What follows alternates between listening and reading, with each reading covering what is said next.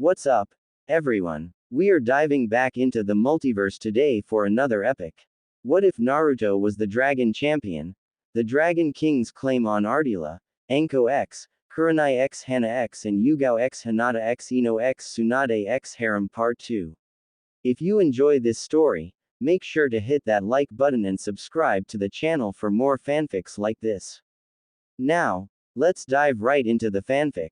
Naruto still kept his sword aimed right at Kankuro, but his gaze was directed at the new arrival Gaara. Something about him seemed very familiar to him for some reason, and when Kankuro directed his attention to Gaara, the Dragon Champion relaxed his stance and went into a neutral position. Gaara then directed his attention squarely on Kankuro. You're becoming an embarrassment to the village. Have you forgotten the reason we came all the way here to Konoha, Kankuro? I doubt it involves picking fights with kids at random. I know, but they started the whole thing, they provoked us, you see. Spare me the excuses, keep that up, and I'll kill you in a heartbeat. Yeah, right, I was totally out of line. Gaara then directed his attention to the gathered people, including Sakura, Sasuke, and Naruto, along with Konohamaru and his friends. I'm sorry for the trouble he might have caused. Gaara then faded into sand and disappeared from the branch and quickly reappeared on the ground in the same swirl of sand, allowing Naruto to further study this new arrival. He was then called by the voice of his sword. There's something about that one, Master Naruto. I feel a source of evil buried inside of his body, and it might have a connection to his ability to manipulate sand and that gourd he carries. That's not good, we'll have to keep tabs on him then. What about the other two? What can you sense from them? Believe it or not, Master, they appear to be siblings. From what I can sense, the blonde girl with the giant metal case is the eldest of the three, with the one named Kankuro carrying that thing on his back to be the middle sibling, and the one named Gaara appears to be the youngest. Gaara then faced both Kankuro and the still unnamed girl and spoke to them in the same manner. Let's go. We didn't come here to play games and we've wasted too much time here already. Alright, sure, I get it. The three then began to leave with the shorter one moving ahead of the other two, showing that despite being around Naruto's original height, he had authority in the team he was working with, and considering the reactions he made the others give out, he was more than capable of being the one to give the orders. Sakura, however, was not going to let this matter go off just like that. However, it wasn't in her nature to do so in the first place. She moved past Naruto and then spoke to the three. Hold it, you three. The girl in the team was the one who answered for the rest of her group. What is it? I can tell that from those symbols you have on those forehead protectors, you're genin from the hidden village of the sand. While it's true that the land of wind and the land of fire are allies, no ninja from one village can come to another without a special reason, so why are you here? You really don't know. Have you guys been living under a rock or something? Of course we have a reason for being here in Konoha, and we are genin from the village of hidden sand, and we're here to take part of the Chunin exams. Get the idea now why we're here. Konohamaru then spoke as he recalled the things his grandfather taught to him about traditional events being hosted in villages such as Konoha. Oh yeah, that's right. This is supposed to be the time of the year for the Chunin exams. The Chunin exams is a special occasion where all genin will be able to enter, and if they pass well, they get the rank of Chunin, which is a step closer to being Jonin, and even better, you can be closer to being Hokage. Sakura was a bit surprised. In truth, she had heard about the Chunin exams being held, but she certainly wasn't aware of them being held at this time of the year. She had thought that they would be a few months more from now.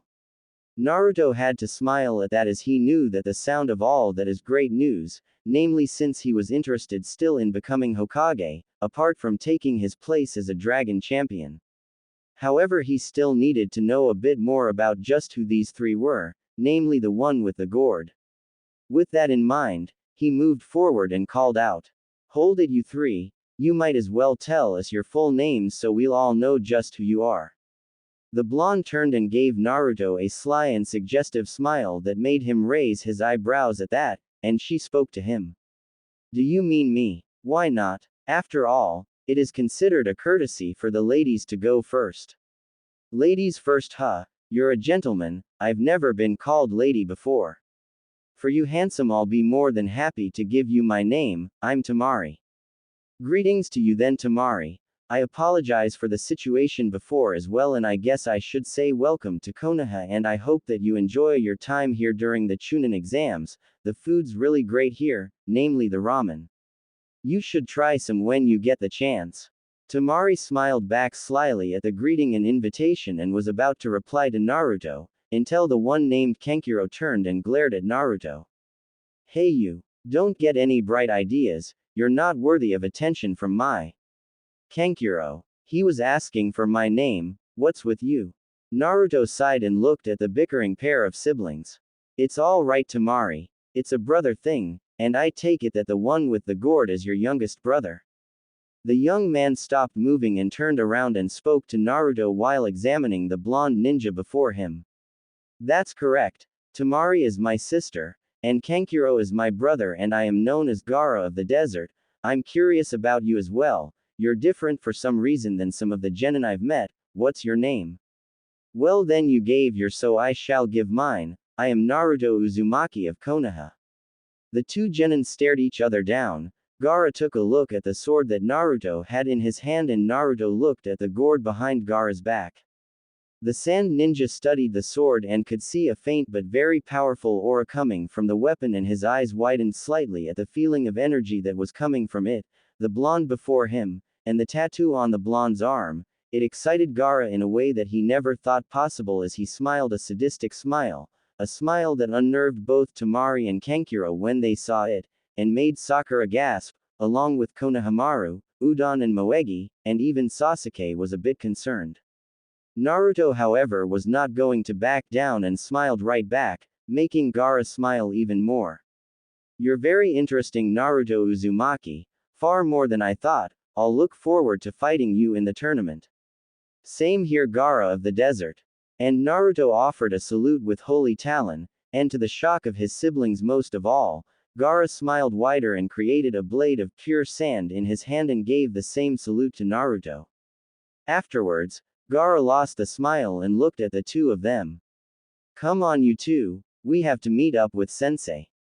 Right, Gaara. Tamari followed Kankuro and Gaara, but the blonde female genin gave a smile to Naruto and a wink that made Naruto blush slightly, much to Tamari's enjoyment.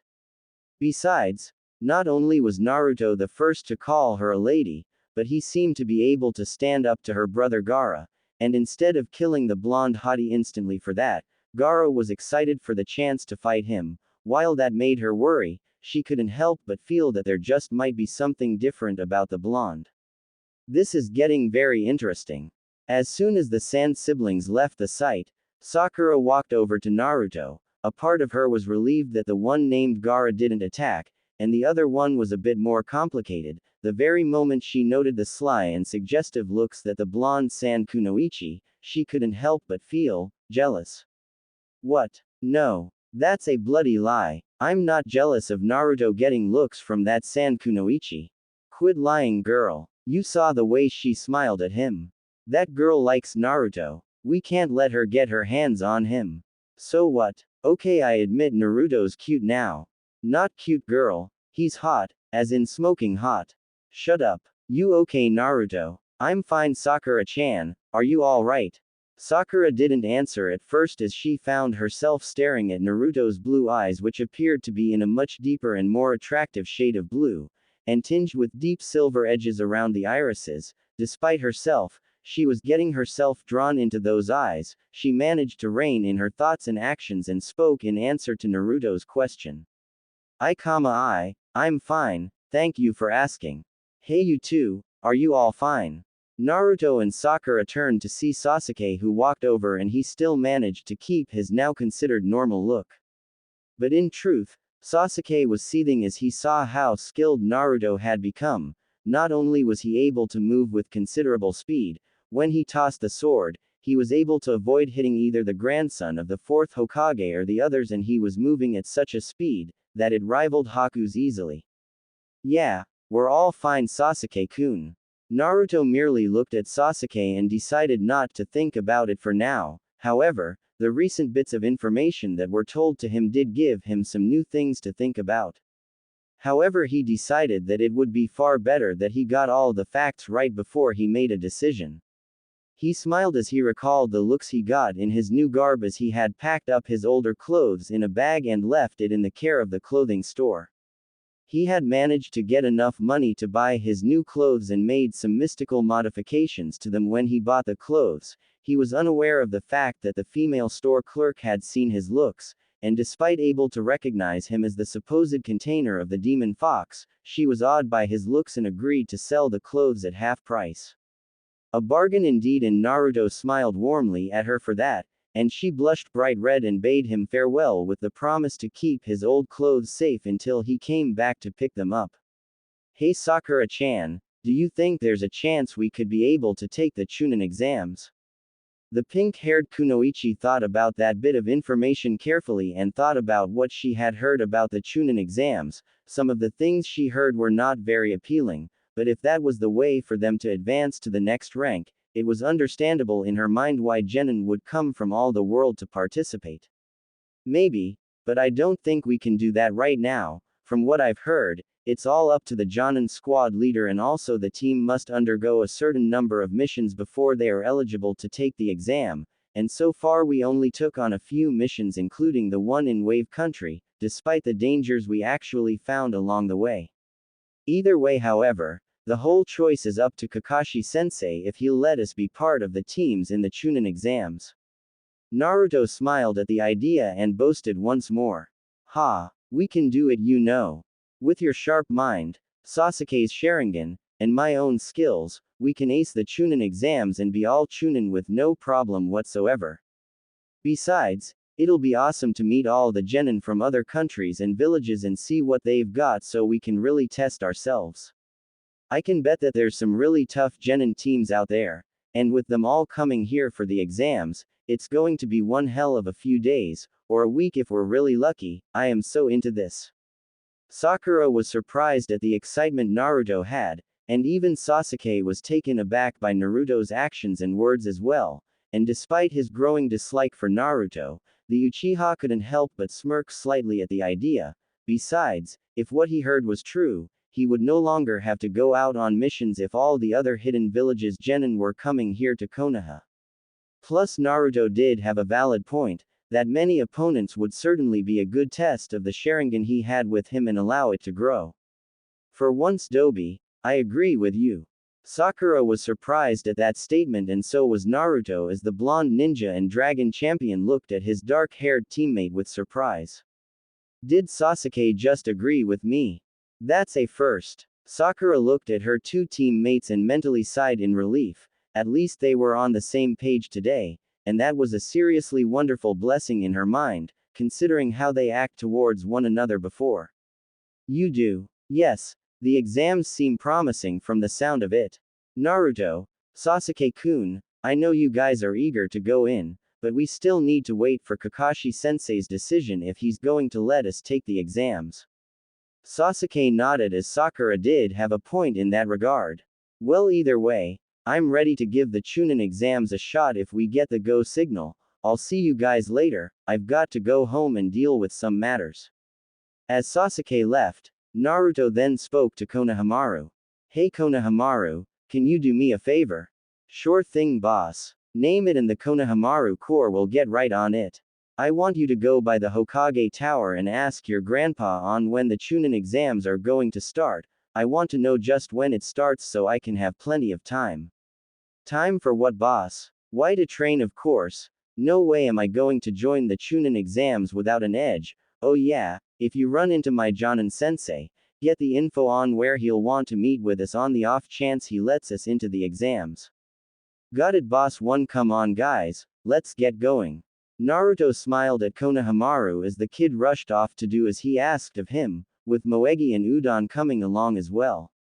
He then turned and noted a good deal of worry on Sakura's face. He was surprised and worried about Sakura and walked over to his pink-haired teammate. Sakura-chan, are you alright? I don't know about the exams, I don't think I can keep up with you two. Keep up. What do you mean? Look, Naruto, you've changed, not just physically, but your powers have grown, and Sasuke-kun's an Uchiha after all, and sooner or later, he can use the Sharingan.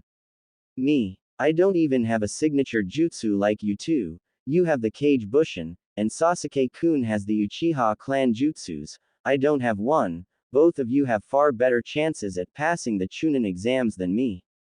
Don't say that, Sakura-chan. Huh, look. I might have the new look, the garb, and the abilities, and well, the sword, but I'm still me, okay? We started as a team and we have to end as a team. I'm not lying about your sharp mind, you know. You've got more brains than me, and I can bet Sasuke doesn't have the same intelligence as you. You've got an edge. Keep up your spirits, 'cause I like it better when you're fired up and eager, 'cause that's the Sakura I know.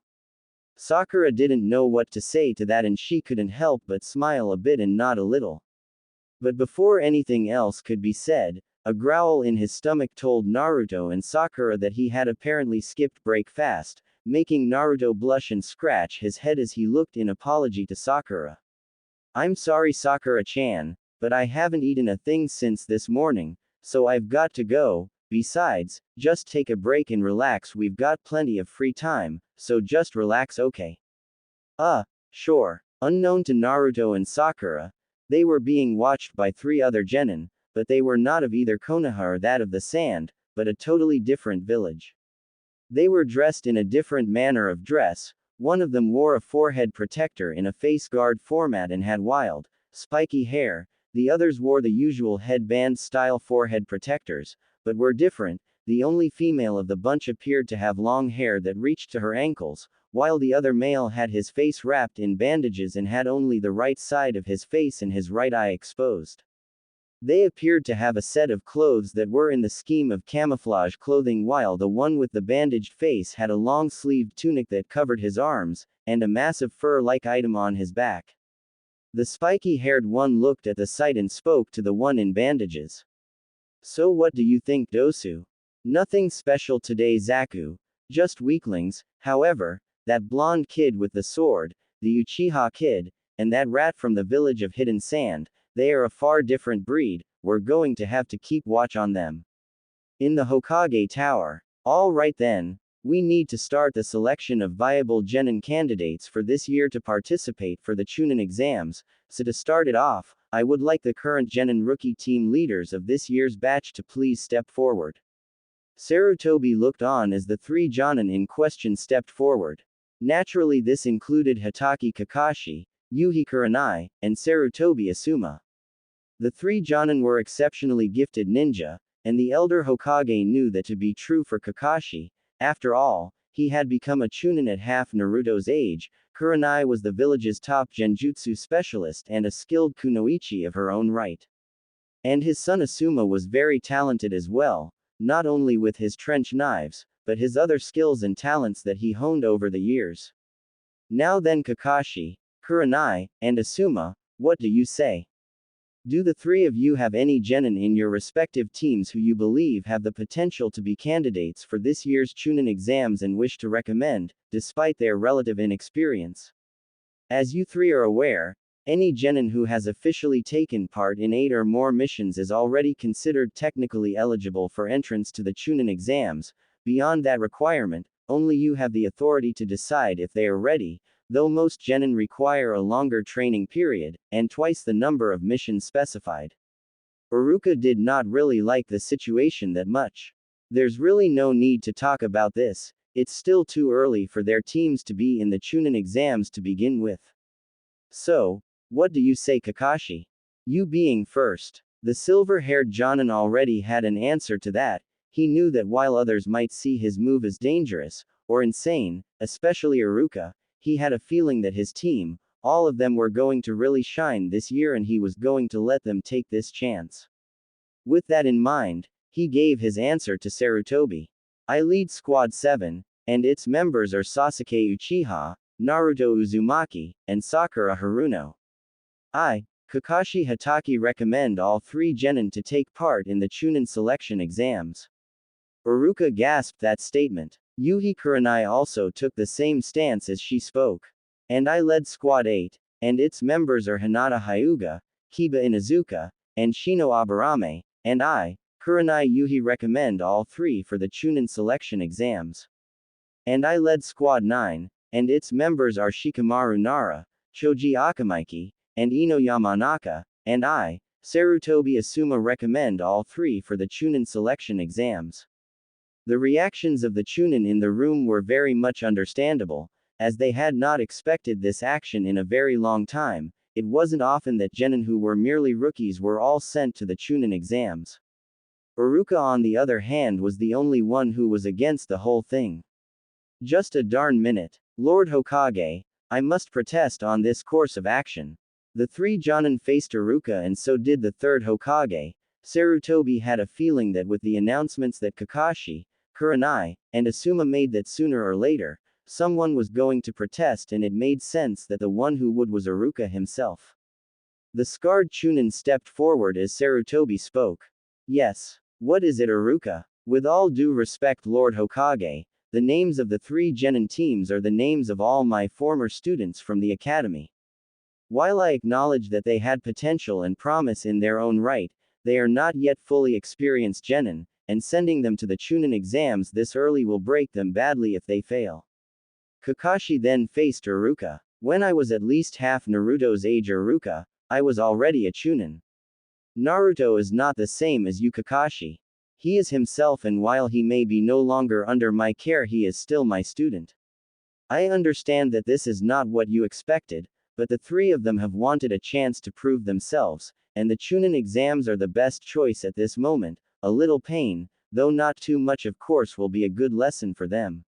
What? Kurenai was not liking this situation all that much between Iruka and Kakashi, and she made that clear as she stepped into the situation. You've said enough, Kakashi. That's enough for now. Not really, Kurenai. I will say this, Iruka, you should know that the day they left the academy, they were no longer your students, they are mine, namely Naruto. Iruka glared, and so did Kakashi, but the Jonin softened a bit and gave a slight smile. Besides, considering certain events in their performance in missions, namely in Wave Country, I have no doubts that Naruto is already ready to participate in the Chunin exams, don't you think so? Iruka looked on with stunned eyes as he knew what Kakashi was referring to.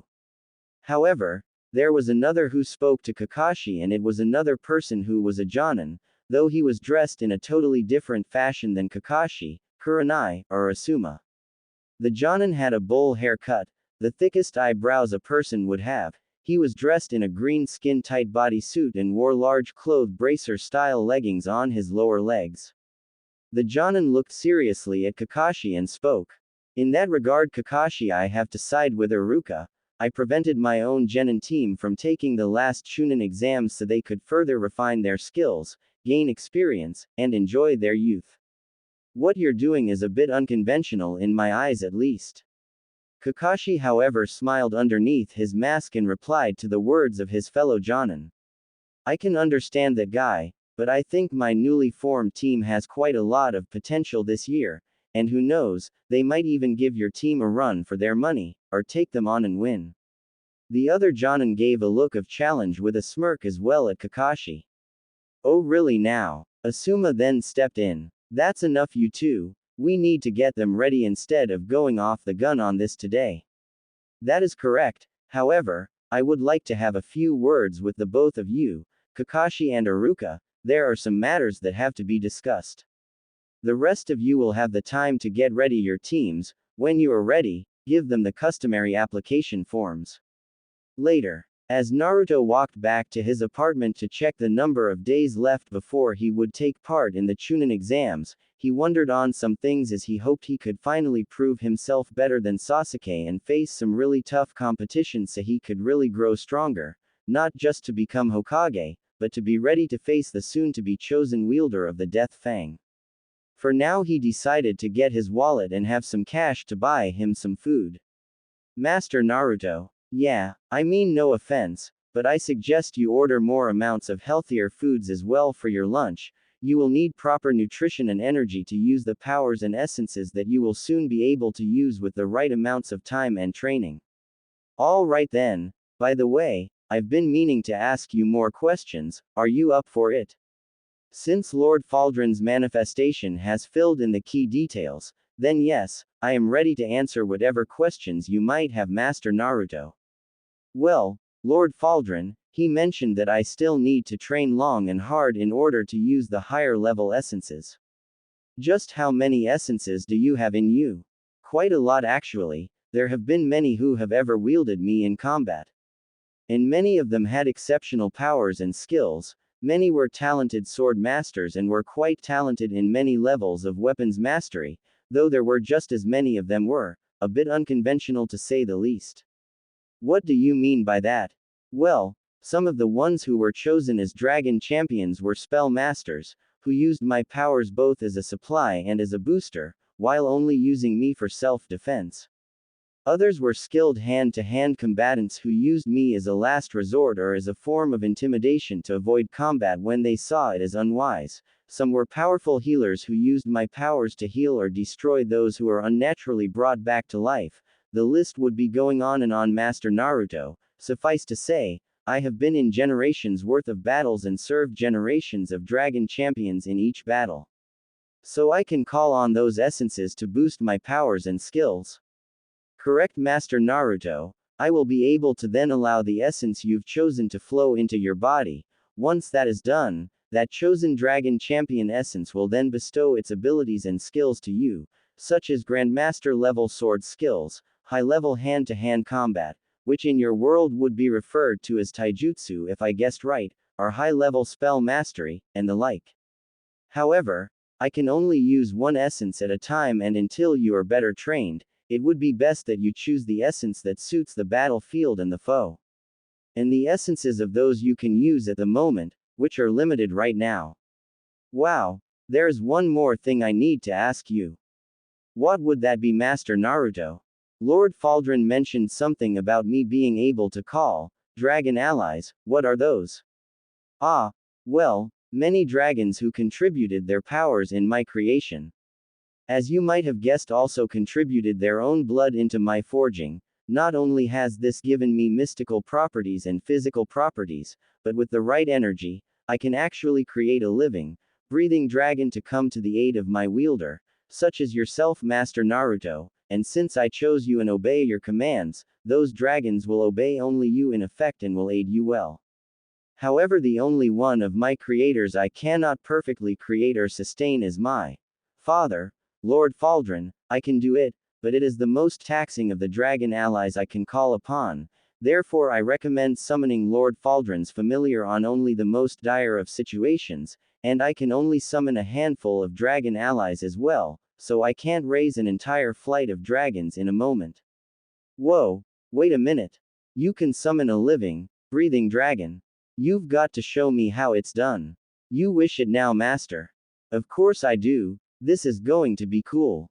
As you wish, but we will need to be at a large clearing for this to work. More than once, people have panicked at the sight of a living, breathing dragon coming out of thin air, and I have no doubt things will be even more pronounced out here. Good point. With that, Naruto moved away from his usual direction towards the ramen stand and headed for the practice field. As much as he was in the mood to finally get a bit to eat after all the things that had been happening to him, this new discovery demanded that he look into it as soon as he could. Later, Naruto smiled as he was in the practice field and looked about to make sure that no one else was in the area to just walk in and either mess things up, or when he and Holy Talon summoned a dragon, wouldn't start causing a panic back in the village. As soon as he was sure that no one else was around except him and his sword, he spoke to Holy Talon. We're all clear, so how do you actually go about summoning a dragon? That's the real trick, Master Naruto. I want you to make these symbols with your hands and fingers, and focus on me and I will channel the energy. Once that's done I can take care of the rest, at least at this stage. Naruto followed the advice and began to make movements with his hands and fingers. They then glowed in a gentle green light and the symbols he made hung in the air and began to move in a unique pattern that resembled a circle that then placed itself on the ground. Once they did, they seemed to create a gentle glow and a humming sound. Now, say this phrase: born of earth, born of fire, born of air, born of water, in harmony with the world of the material and the immaterial. Servant of all that is good, and kin of the holy dragons, I call you forth to me in peace or war, come forth summoned one. When you do, stab me into the ground, I will do the rest. Naruto nodded and did as Holy Talon instructed him to do, and when he said the phrase and stabbed the Holy Talon into the ground, the sword glowed brightly and the ground in the middle of the circle formed by the symbols began to turn into a glowing white liquid, and from that liquid arose a dragon. The dragon that was summoned was smaller, about the same size as a one-story house, but was long, nearly 16 feet from the tip of the snout and the tail. It was smaller than Faldron, but was no less beautiful, as it had shimmering blue scales that resembled a pure and clear ocean and were smooth and in a flowing pattern. The head was shaped in a very unique fashion, and there were no horns on the head, but long fins on either side of the head and several whiskers near the nose and upper lips. The wings on the dragon were the same as that of a bird's and had feather-like scales on it and even feather-like parts on the edges. It had 4 limbs that acted as legs, and it too had claws, though shaped like those of the hawks used by the village's messengers. The tail end was smooth and well-shaped, and the tail tip was covering in what appeared to be frills that were shaped like a bird's rear feathers, and a small row of bone-like knobs lined its back and neck, all the way to the tail. And to the blonde's amazement, there appeared to a saddle of some sort on the dragon's back that could hold 3 or 4 people, along with a harness and reins. The dragon turned, and its eyes were in the color of melted copper, and it also spoke to Naruto as he looked on in awe, showing sharp but small yet no less lethal teeth. Greetings, wielder. I am here as you command. Who are you? My draconian name is Long Wielder, but you can call me Kale Sky Runner if you wish, or merely Kale if that suits your tastes more. Kale, well, I wanted to see if I could really summon a dragon, and I guess I can, but why do you have a saddle of some sort on your back? I am what you might call a sky dragon mount, young wielder. It is my duty to carry a dragon champion to a battle when traveling by land is too dangerous and his presence is direly needed, along with 3 companions, or if his foes are in the skies above him or her. Naruto was in awe as he walked towards Kale and placed Holy Talon back into its sheath. His awe got the better of him, and after some difficulty, he sat in the saddle and got used to the feeling of it. He then looked at the dragon, who looked back at him. Can I take you for a ride, Kale? Of course, wielder, though I will only impart one piece of advice for you. And that is? The dragon grinned at that and seemed to crouch down, as if getting ready to leap into the air.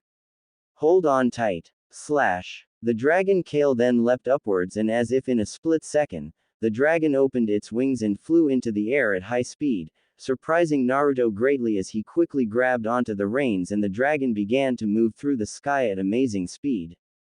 Naruto closed his eyes a bit in fear, but as he calmed himself and opened his eyes once more, he found himself in the clouds, looking at the clear blue sky and the sun shining brightly. He saw flocks of birds nearby, and he felt the rush of air all around him. He looked down and saw the village and the lands below as they circled Konoha in the clouds. It was so new and scary, but instead of being afraid, Naruto was not feeling fear, but excitement, joy, and elation. This is so cool. I'm actually flying in the sky. I hope you are ready for some quick aerial maneuvers, young wielder, because this is merely the warm-up flight. Naruto was ready this time as the dragon turned to the left and began to move through the clouds and flew at the mountains a great distance from Konoha. As they came to the mountains, the dragon moved through the caverns, canyons and ravines at high speed, moving with seemingly no effort, and even as the caverns, canyons and ravines became smaller, the dragon merely closed its wings, but even with its wings folded closer to it, the dragon moved as if with no effort. Naruto was in awe and joy, until he spotted the end of the canyon, but before he could warn Kale, the dragon merely flew upward with no effort and spread out, and the dragon spun itself in a spiral into the clouds. They entered a cloud bank and Naruto only saw white for a moment and then the deep blue sky and the warmth of the sun. The dragon then made several zigzag flight patterns, loops, through the clouds, and with climbing runs and dives in between.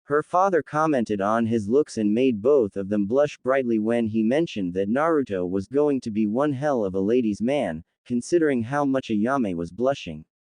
For that, he was going to half the price of the entire menu for his favorite customer. Naruto was more than happy and he was eating a lot right now. Naruto-kun has changed, he's so handsome. Ayame then blushed bright red as she began to have impure thoughts concerning her and Naruto, but she couldn't help but smile at them as well. Naruto finished his last bowl and sighed as he was now full as there were already at least 3 piles of bowls and smiled warmly at Ayame and Tuki and spoke. Man, that hit the spot. I'll see you all later, old man. See you, Ayame-san. Bye, Naruto-kun. Tuki smiled slyly at Naruto and then to his daughter who was still blushing bright red as she had her eyes on the blonde ninja. Careful, Ayame. Naruto may be a genin, and an adult in the eyes of the law now, but he is still a kid, though give him a few years and if he gets even better looking, I don't mind at all if you do the mattress dance with him. Just make sure to tell me how he is in bad. Father. Tuki merely laughed while Ayame blushed bright red at the thought of being intimate with Naruto.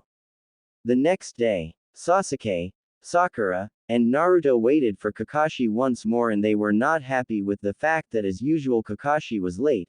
Sakura sighed and she couldn't handle it anymore and shouted. What is with Kakashi-sensei? He's always late. Every time he sets the time, he arrives late. I woke up early and had to eat light for this sort of thing. Easy, Sakura-chan, I've had it worse, I had to skip breakfast entirely. Sasuke sighed at his 2 teammates and then looked upward as Kakashi showed up and greeted them in his usual fashion, which once more included another flimsy excuse for his tardiness. Hi there, you 3. Sorry I'm late, I ran into a black cat along the way and had to take the long route. You're late, you liar. Kakashi leapt off the archway and got down to business as Sasuke walked over to the rest of the team. Well now, I've got good news for you 3. I know it's a little sudden and you 3 do need to train more and get more experience, but I have selected you 3 to take part on this year's Chunin exams. Sasuke smiled widely at that, and Naruto's eyes were in saucer-shaped mode as he was in awe. Sakura gulped a bit, but smiled as she recalled that she had her own talents and kept her cool. These are the application forms that officially place you as Chunin exam entrants. Application forms. Stop repeating my words, Sakura. Now listen up. You have to be in room 301 on the 3rd floor in the academy once you sign them, and just so you all know, this is all purely voluntary. If you feel that you're not ready or qualified to take the exams, then you can wait for the next year's Chunin exams. Naruto was happy and made it obvious as he hugged Kakashi. You're the best, Kakashi-sensei. Now this is a real challenge. The Jonin expected that from Naruto, but it was a bit uncomfortable for him. Not to mention the fact that Naruto's enhanced strength, while not that painful, was unexpected to say the least. Stop that, Naruto, or you'll start drooling all over my vest. Oh, sorry. Naruto released his grip on the Jonin and was laughing out loud. Easy there. One more thing, you 3 have 5 days before the start of the exams start, so think long and hard on this choice of joining the Chunin exams. This is a serious matter and when you step in, you can't back away from it, so choose wisely. Since that's it for today, I'll see you there at the academy. You guys are dismissed.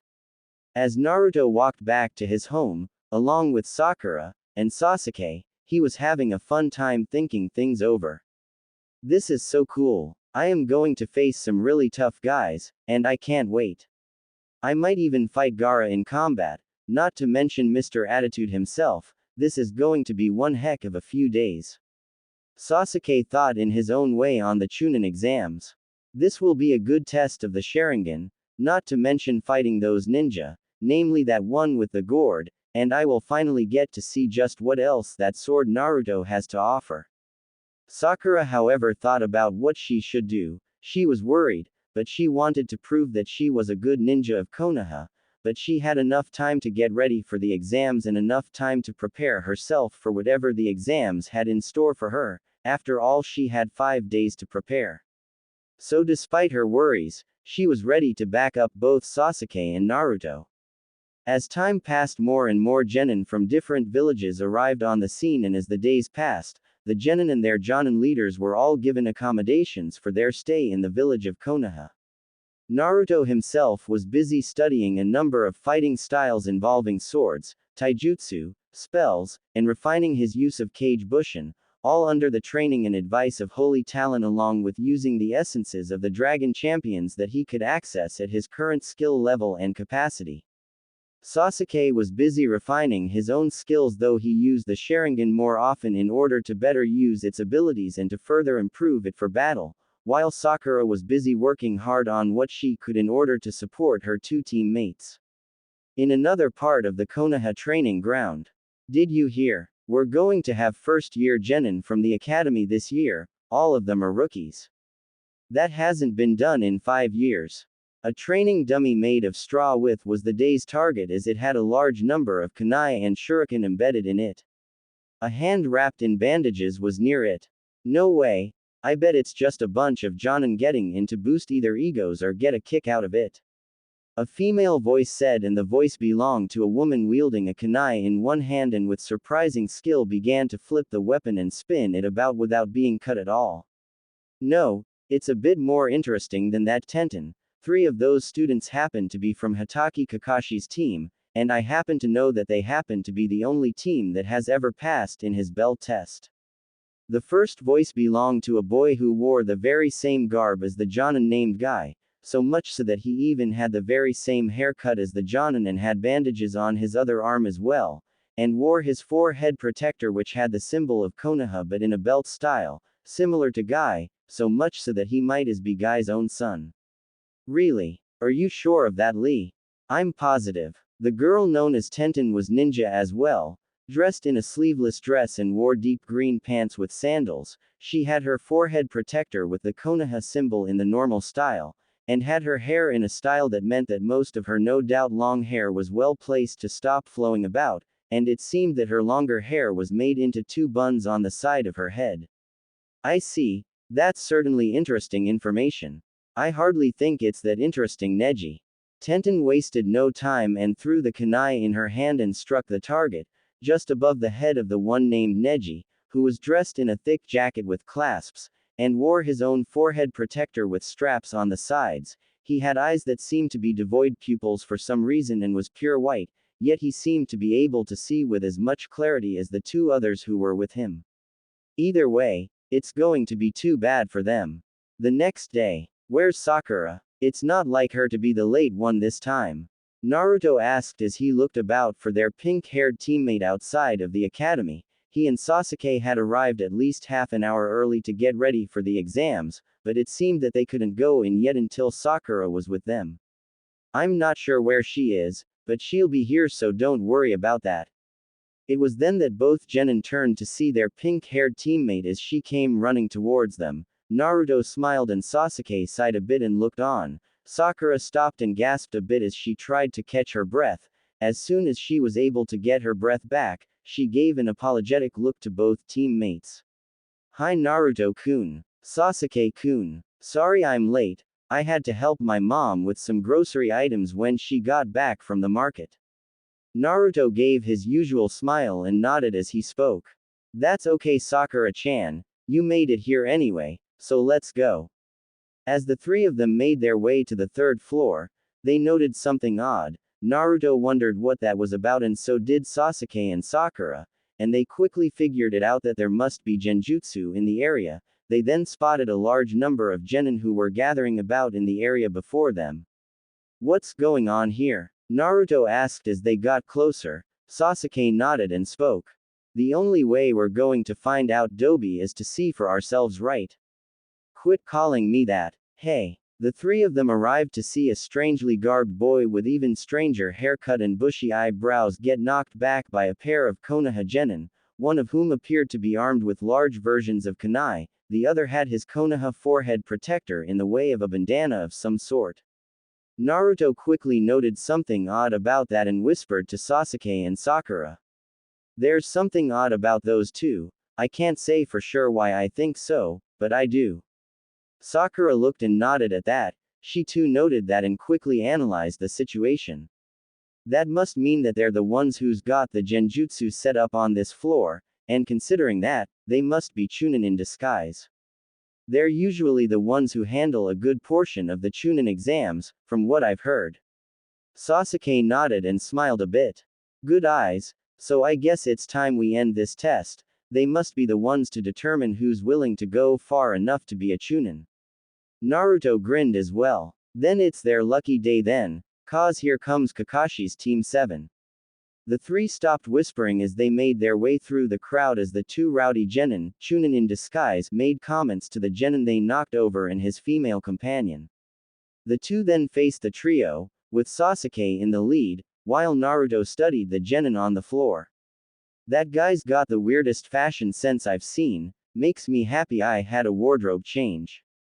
True enough, Master Naruto, but I have a feeling that there's more to this genin. Those bruises he has don't match any type of wounds I know of. So he's faking it? Quite possibly. Either he's also a Chunin in disguise, or he's hiding his skills intentionally, and it seems he's quite good at that.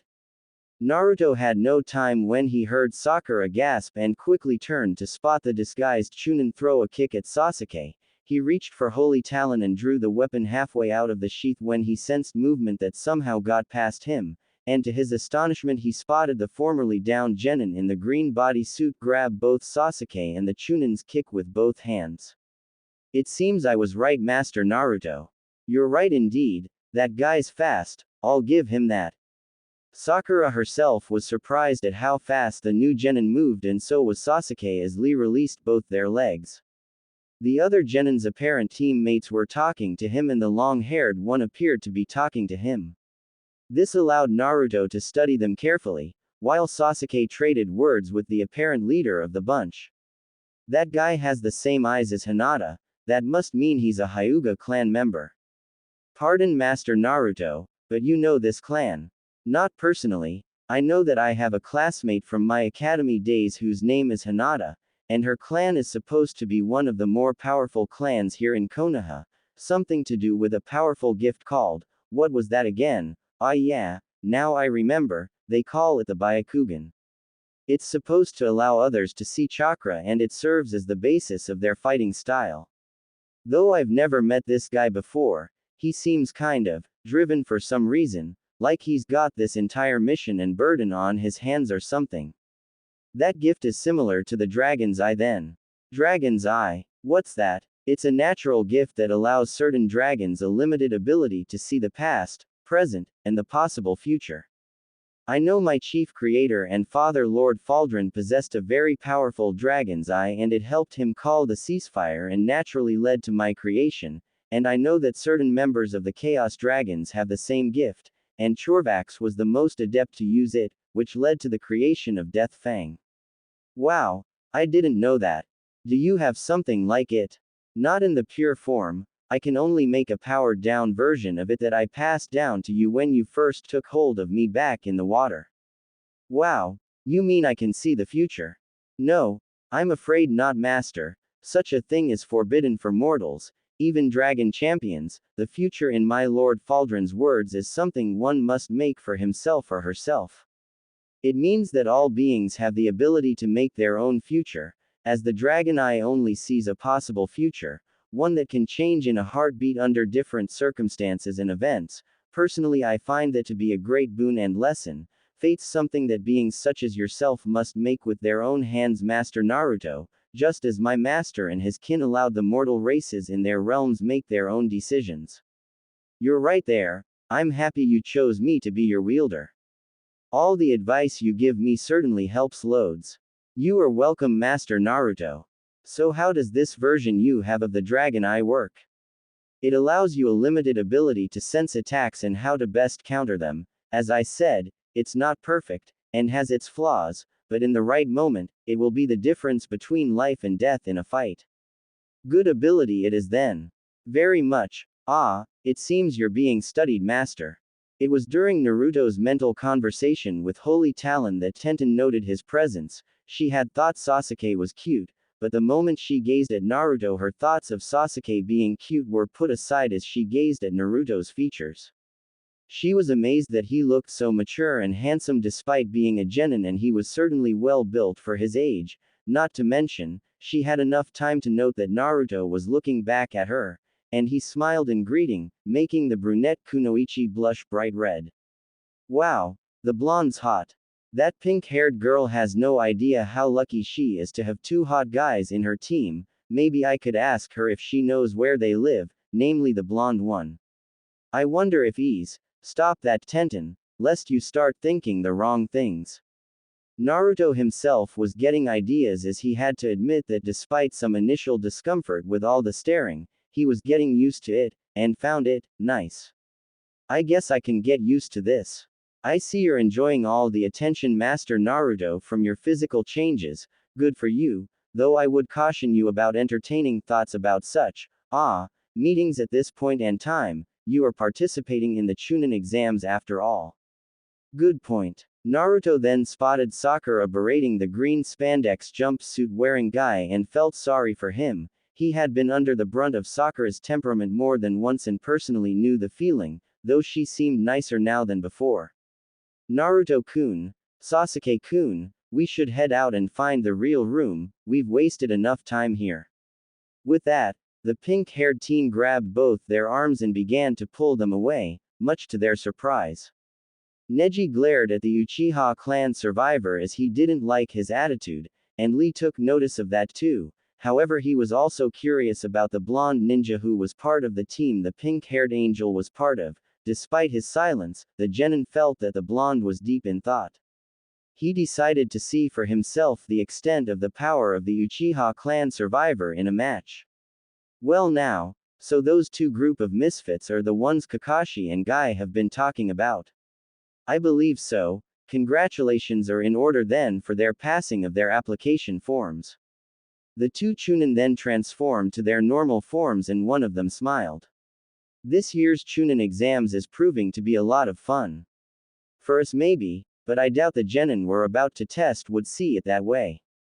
Unknown to them all, it's here. I can feel the power that I heard so much about. It shall be mine, along with the Sharingan. In the academy, Neji looked at the trio as they left the scene with Sakura dragging her teammates along by the hands. He, Tenten, and Rock Lee looked on, and it seemed that things were going to get interesting indeed this year. Neji knew about the Uchiha massacre, and he had to admit that Sasuke was certainly living up to the image of an Uchiha. So that's Sasuke of the Uchiha clan. The black-haired one's pretty bold. Neji, you going to challenge him? Tenten spoke as she looked at her teammate. Neji gave a slight snort and walked away, making Tenten smirk a bit as they headed off to get their team registered, but as they were making their way towards, she noted that their comrade Rock Lee was not following them, but seemed to be deep in thought. Lee, what are you waiting for? We're supposed to be checking in right now. Lee turned and replied to Tenten as Neji stopped and waited for them. I'll catch up with the both of you later. You don't need to wait for me right now. There's just something that I have to check out for myself. Tenten watched as Lee left them, and she wondered just what her teammate was up to this time. With that in mind, she turned to Neji and asked him, "What do you suppose Lee's up to this time, Neji?" "I wouldn't know actually, but we should get going, he'll catch up with us soon enough." Neji replied as he kept on walking to where the real third floor was. As the three genin of Kakashi's Team 7 moved into a large hall, Lee was able to catch up with them and called out to the one he wanted to test a theory on, and knew that now was the time to see how the Uchiha's favored bloodline trait would stand to his brand of fighting, not to mention he wanted to try and get to know Sakura better. "Hey, you with the attitude, hold on." Naruto, Sakura, and Sasuke looked back to the higher floor to spot Rock Lee looking at them. Naruto recognized him quickly, while Sakura was not exactly pleased with Rock Lee's arrival, recalling his actions towards her, while being flirty did kind of creep her out a bit, and Sasuke gave an indifferent look to the genin who called them, but he was indeed curious as he recalled how Lee had stopped his kick with only one hand. "What do you want?" "I want to challenge you to the fight, right here, and right now." Sasuke's eyes narrowed a bit at that and he replied. You want to fight me here and now? Yes. With that, Lee leapt over the edge and landed safely on the floor from where he had been. As he got his footing, the green suit wearing genin then got to his feet and pointed his finger at himself and gave his name. My name is Rock Lee of Team 10. He then pointed his finger right at Sasuke and spoke. You yourself said that it is considered a common courtesy for a challenger to give his name first, am I correct, Sasuke Uchiha? Sasuke was a bit surprised. Here was a guy he knew next to nothing about, but this one named Rock Lee knew him already. So you know me already. Lee then got into a fighting stance that seemed to be quite unique, that Naruto looked at carefully, and so did Holy Talon. The Holy Dragon Sword had known many hand-to-hand combat specialists in its existence back in the world of its birth and knew a fighter's stance when it sensed it. This one genin seems serious in his intentions for a fight with Sasuke Master Naruto. Yeah, looks like it. This guy certainly got the spirit. Wonder if he has the moves. Guess we're going to find out now, Master Naruto. I challenge you, Sasuke Uchiha. Everyone I know speaks highly of the Uchiha clan and how great they are with the Sharingan. Well, I for one wish to test those myths personally, and since you are who you are, then you would be a good test for me. Naruto didn't know why, but he suddenly began to feel like he could respect Rock Lee. Something about this guy's words and the message he conveyed touched him. Long before he acquired Holy Talon, he had struggled to make a name for himself, and he did it through pranks and many other ways, but it was hard as so many people disliked him, with the exception of Iruka-sensei, who was like a brother figure to him, and the third Hokage who was the closest thing to a grandfather to him. And of course he now had Sakura, Kakashi, and even though he wouldn't admit it, Sasuke. Sakura was naturally his crush, despite him knowing that she was head over heels in love with Sasuke. However, she seemed nicer now and he decided to pay her back too by being nice to her in return. Kakashi was someone he liked playing jokes on, but he did respect the Jonin, and he did give out serious advice, not to mention that ever since he acquired Holy Talon, Kakashi had been supportive of his time. Sasuke, well, he was a bit complicated. He hated the Uchiha's arrogance and stuck-up nature, not to mention the way he acts around people, always saying, I'm better than any of you. That nature of Sasuke really grated on his nerves.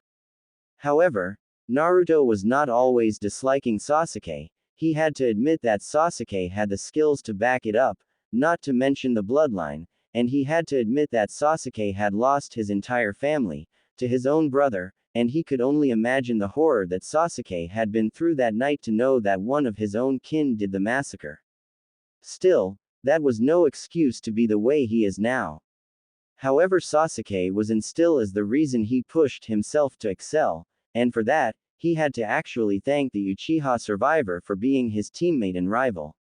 And also, Lee then directed his attention to Sakura, who gave a very uneasy look when she found out that she was now the center of Lee's attention. This also got Naruto's attention as he had been busy with a discussion with Holy Talon to see what had transpired between Rock Lee and Sakura. He couldn't help but feel the urge to laugh as he suddenly saw the guy blush at Sakura's direction. Sakura, I love you. Quadruple A ah. No. Naruto was looking at that and tried not to laugh so as to avoid getting Sakura's ire and anger. Despite his dislike for Lee's antics, for some reason, he could tell that Lee was a good guy, and was being nice, though he had an odd way of doing it. You have the weirdest fashion sense I have ever seen, that's the ugliest haircut I've ever seen in my life, and your eyebrows are so bushy, you're totally weird. Instead of being insulted by Sakura's comments like before, Lee was unfazed and the next words that came out of his mouth nearly made Naruto burst out laughing. He had no idea why he was finding humor in this situation at first, until he realized that Sakura now had a fanboy of her own and was now probably getting a dose of what Sasuke must go through every time. It was a bit bad to laugh about his teammates' obvious discomfort with the whole situation, but he couldn't help himself at that as he managed to contain his laughter. You are an angel sent from heaven. And then Lee sent a flying heart to Sakura, who set about trying to avoid it as it hit the pillars behind her with a very weird sound. Good move there, Sakura. I should have expected that from the most attractive kunoichi here, but I am not giving up just yet. Let's see you dodge these. Sakura was crying out in panic as she saw Lee unleash hordes of hearts right at her direction. She quickly began to dodge and move away as each heart came at her in different areas, and as she did so, they also made very weird noises. The last one made Sakura bend backwards until she hit her head. That was too close. As soon as she was back on her feet, Sakura glared at Lee and made her displeasure known to him. Hey you, keep those weird Valentine hearts of yours to yourself right now. You had me dodging for my life there. You don't have to be so negative about that, Sakura. I was being nice. Naruto shook his head at this and tried desperately not to laugh. He had to admit, this Lee was something else entirely. He knew that most people labeled him weird apart from the usual band of insults, but Lee beat everything he's ever done, and he could almost swear that Holy Talon was laughing as well, and since the sword chose him, only he could hear the living weapon's laughter. I have to give him credit, Master Naruto. He's not shy about saying what he likes. Yeah, I totally agree. Now then, I wonder if old Sasuke is going to go through with this. This could be good. You don't want to fight Lee yourself? Not really. I don't know his style of combat. What else can you sense about Lee? Apart from the obvious. Well, it seems that he has no serious chakra control to begin with, or has very low reserves of chakra, but his physical condition is at a very high level, just the kind you would expect from a fighter who uses hand-to-hand combat. Wait, Lee has no control chakra. That would mean that he can't use genjutsu or ninjutsu, so that would leave taijutsu then. This is going to be good. I can't wait to see just how good this guy really is. Besides, he is challenging Sasuke, so why should I interfere? It is a formal challenge after all. Point taken. You know about the Uchiha clan, yet you still want to challenge me. You must be even more psycho than you look, if that's even possible. You want to know more about my clan? Then I'll be happy to teach you, the hard way. Sasuke said with a dark look on his face as Lee merely extended his right hand and replied with a confident look. Bring it on. Excellent. I finally get to fight the #1 rookie of this year. I will make him draw out his techniques and see just how good he really is. I will make you proud of me, Guy-sensei. Hold it, you two. The group turned to Naruto, who looked at the two of them with a serious expression, totally unlike the normally goofy-looking and jovial blonde ninja as before. While I'm actually looking forward to this kind of a fight, you all realize that we do have limited time before the exams start, so try not to make this an epic battle, just a good one from start to finish so we can get the exams underway. Then he grinned once more. But just because it's going to be a quick bout, try not to make it boring, and Sasuke, you had better be careful. This guy might not look like it, but he's a lot more skilled than he looks. You might be in for one hell of a ride. Quiet, Naruto. I can handle this weirdo. Naruto shrugged. All right then, go ahead and knock yourself out. But don't say I didn't warn you. Lee here might not look like it, but he's got some serious skills as far as I can see. Lee nodded in agreement with Naruto and smiled a bit at the blonde ninja with the sword on his back. He had thought that Naruto was not into being social since he seemed so silent, but it seems that the blonde was actually observing him. He knows more than he lets on. I'll need to talk to him later and see just who he is. Your blonde comrade is correct, Sasuke. Out of all the top genin that graduated from the academy last year, I am one of the best in my chosen way of combat. Fight me and I shall prove my point. Sasuke thought about it, and he had to admit that he did agree with Naruto's words to an extent, as he recalled how Lee was able to stop his kick with just one hand. He smiled a bit and replied to Lee's words, and he was going to see if this weirdly dressed up genin was all he said himself to be, or all talk and no guts. This'll be fun then. Alright, I accept your challenge and I'm going to make you regret ever issuing it to me of all people.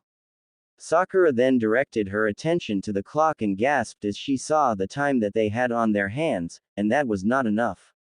Sasuke-kun, We have no time for this between you two. We have to register before 3 o'clock or we'll never be allowed into the Chunin exams. Relax, Sakura. This'll all be over in 5 seconds. With that, Sasuke rushed at Lee, intent on finishing this fight with one blow and show why he was the #1 rookie of the year and just what he was made of. Lee, however, kept his cool and focused on the fight in front of him. Good. He made the first move. Forgive me, Guy-sensei. I know that you forbade me using that jutsu, but it seems I will need to use it in this fight with Sasuke. Sasuke launched his attack, but to his shock, Lee faded from the area his punch was in. He stumbled and recovered, but as he turned, he spotted Lee in the air as he shouted his attack. Leaf Hurricane. Sasuke dodged the attack, but as Lee landed, he was already on the offensive as he landed on his hands and left knee with right leg upward and then lashed out with his right with a strike to the head. Sasuke went on the defensive as he realized that he was at a disadvantage as he was open and had to block Lee's attacks. I'm not moving fast enough. I have to block. Lee, however, knew that in advance and place a hand sign. This caught Sasuke off guard as he tried to determine if, like Haku, Lee could make hand seals with only one hand.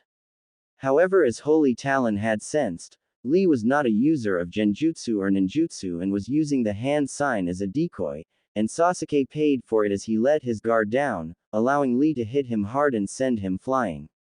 Sasuke. Sakura shouted as she saw Sasuke being hit by Lee and hitting the ground and skidding until he stopped, while Naruto looked on with some difficulty as he wanted to fight, but he kept his peace as he observed the fight with his hands in his pockets.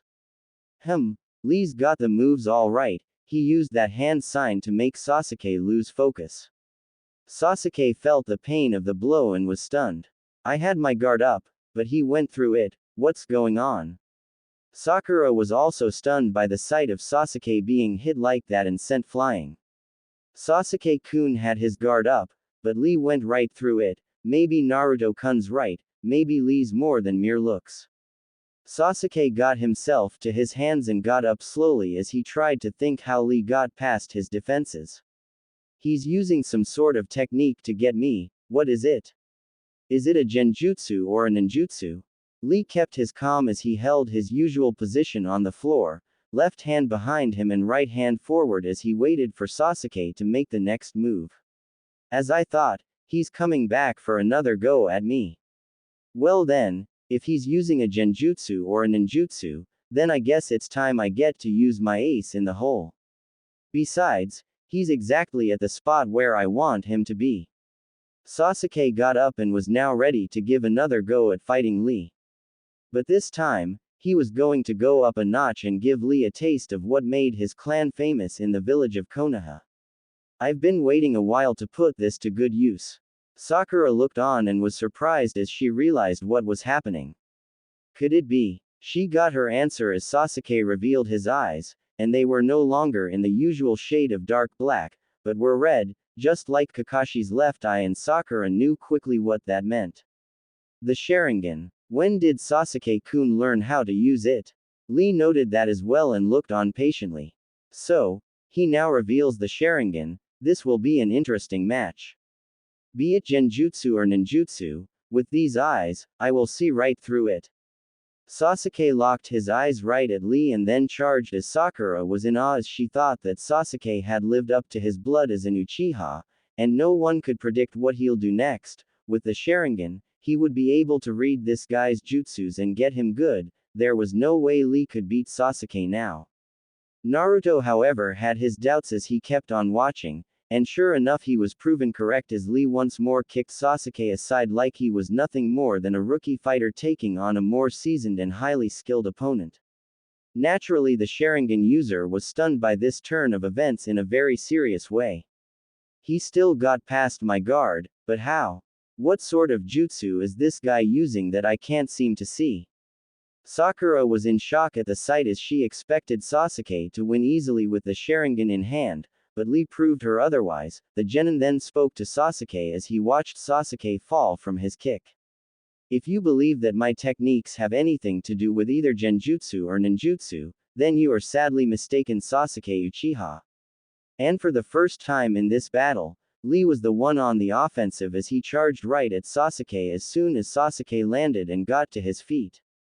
Naruto watched the whole thing and shook his head as the real fight had just begun. As Lee attacked with flurries of kicks and punches at Sasuke, the Uchiha managed to evade a few of the attacks, but the rest hit him hard. As Lee blocked his attacks and fought back as well, he then slammed an elbow strike right into Sasuke's stomach and forced him back in pain and surprise. As Sasuke held his stomach, Lee then spoke to him. Do you understand now my words before and why your blonde companion was correct in saying that I am not an easy foe? My fighting style makes no use of genjutsu or ninjutsu, but taijutsu, that means there are no tricks or illusions. Sasuke. Lee vanished once more to Sasuke's shock and was now right behind him. It's just simple and straightforward martial arts, nothing more. Sasuke gritted his teeth and lashed out at Lee, but the genin avoided his strike and once more was in his neutral position.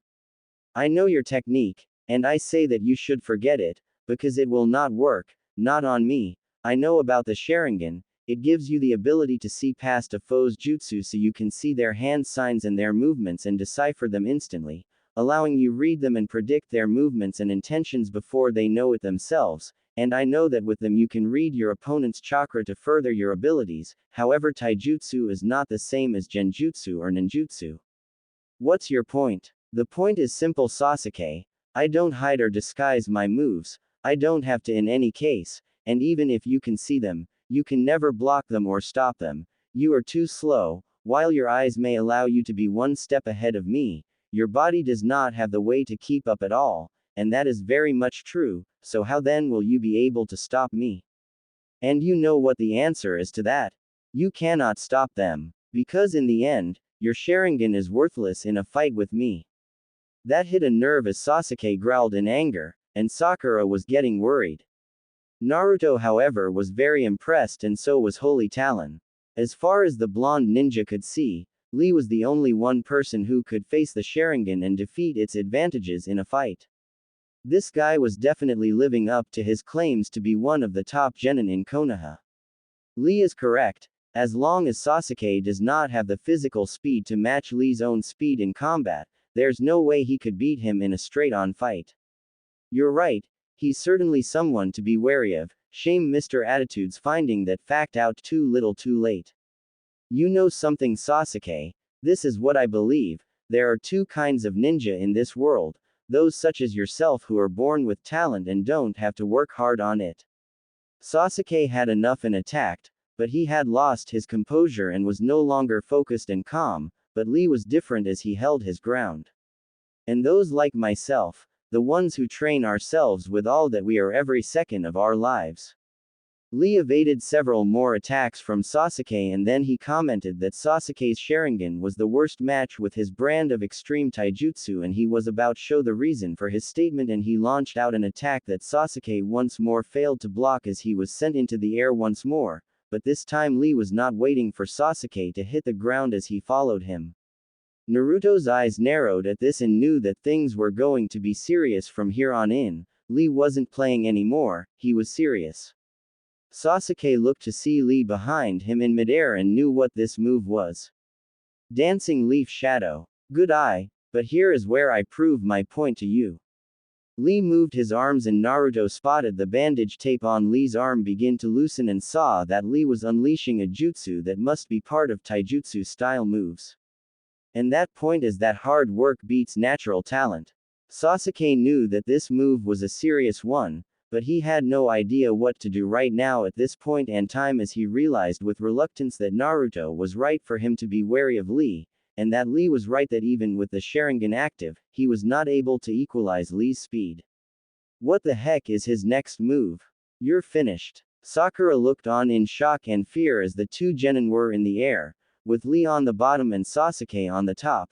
She had no idea just what sort of move was Lee going to pull out, but she could tell that it was a very serious move indeed. But suddenly Naruto felt the presence of another and he heard something in the air, and sure enough, so did Lee, as the end of the tape he had released was suddenly hit by a windmill toy with a metal head on the end, pinning it to the wall. Sakura turned as Naruto did to see just where did that move come from. and Lee also knew that this was not a good sign. This is bad. There was a turtle on the area, a rather big one at that, with red and yellow colors, and amazingly enough had a Konoha forehead protector around its neck and an orange band on its right foreleg, and to really surprise everyone, the turtle spoke. All right. That's enough of this. Lee got the message and stopped his attack and left Sasuke wondering what else was going to happen. Sakura shouted out and rushed to help Sasuke as she caught him in her arms. Lee on the other hand was now kneeling before the large speaking turtle in red and yellow, much to Naruto's surprise. Well, that was interesting, but as much as this right now, who or what is this turtle? Sasuke got his breath back and glared at Lee as Sakura checked him out for any further injuries. The pink-haired Kunoichi was really worried as she looked Sasuke over once more to see how he was doing, and she asked him, "Are you all right, Sasuke-kun?" Sasuke didn't reply as his anger was very high, and that really worried Sakura as she had never seen Sasuke like this before. He's really shook up. He didn't even take the fall, right? Lee was very much in a very different mood as he spoke to the turtle. "You were watching us the whole time." "Of course I was. That last technique you tried to use is forbidden, Lee, and you very well know that." "Well, this is new. This Lee's talking to a turtle, and it's talking right back to him." "What kind of turtle is that? I am sorry, I didn't mean to resort to that." Now he's actually apologizing to the turtle. I know this is weird, even for him, but surely that turtle can't be his sensei.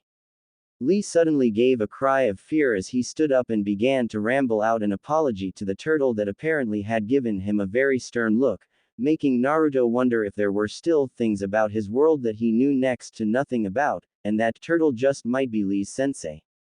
Even Sasuke and Sakura were surprised as Naruto walked over to them and spoke. "Hey guys. What is it, Naruto-kun? No offense meant, Sakura. But that weird talking creature that Lee's talking to is a turtle, right?" "Of course it is. Well, this is the first time I've seen a talking one. Though I carry a living sword on my back and speak to dragons who can speak back, so that's not too much for me to take, but the turtle's certainly a new one." "You're a disgrace," the turtle shouted, making Lee cringe in reaction to the admonishment being handed down to him as he stood in attention and focused it on the creature talking before him. "You honestly think you could get away with a bunch of lame excuses such as those you just told me? A shinobi never reveals his techniques to his foes unless it's absolutely necessary. That is such a basic rule, you should know it by heart now." "Forgive me, sir," Lee said dejectedly. Sasuke was livid with rage as he wiped some of the blood and dirt off with his forearm bands as he gazed at Lee. "How could I have lost to that freak? Are you prepared to take the punishment for your actions, Lee?" Yes, sir." "Good. Please come out, Guy-sensei."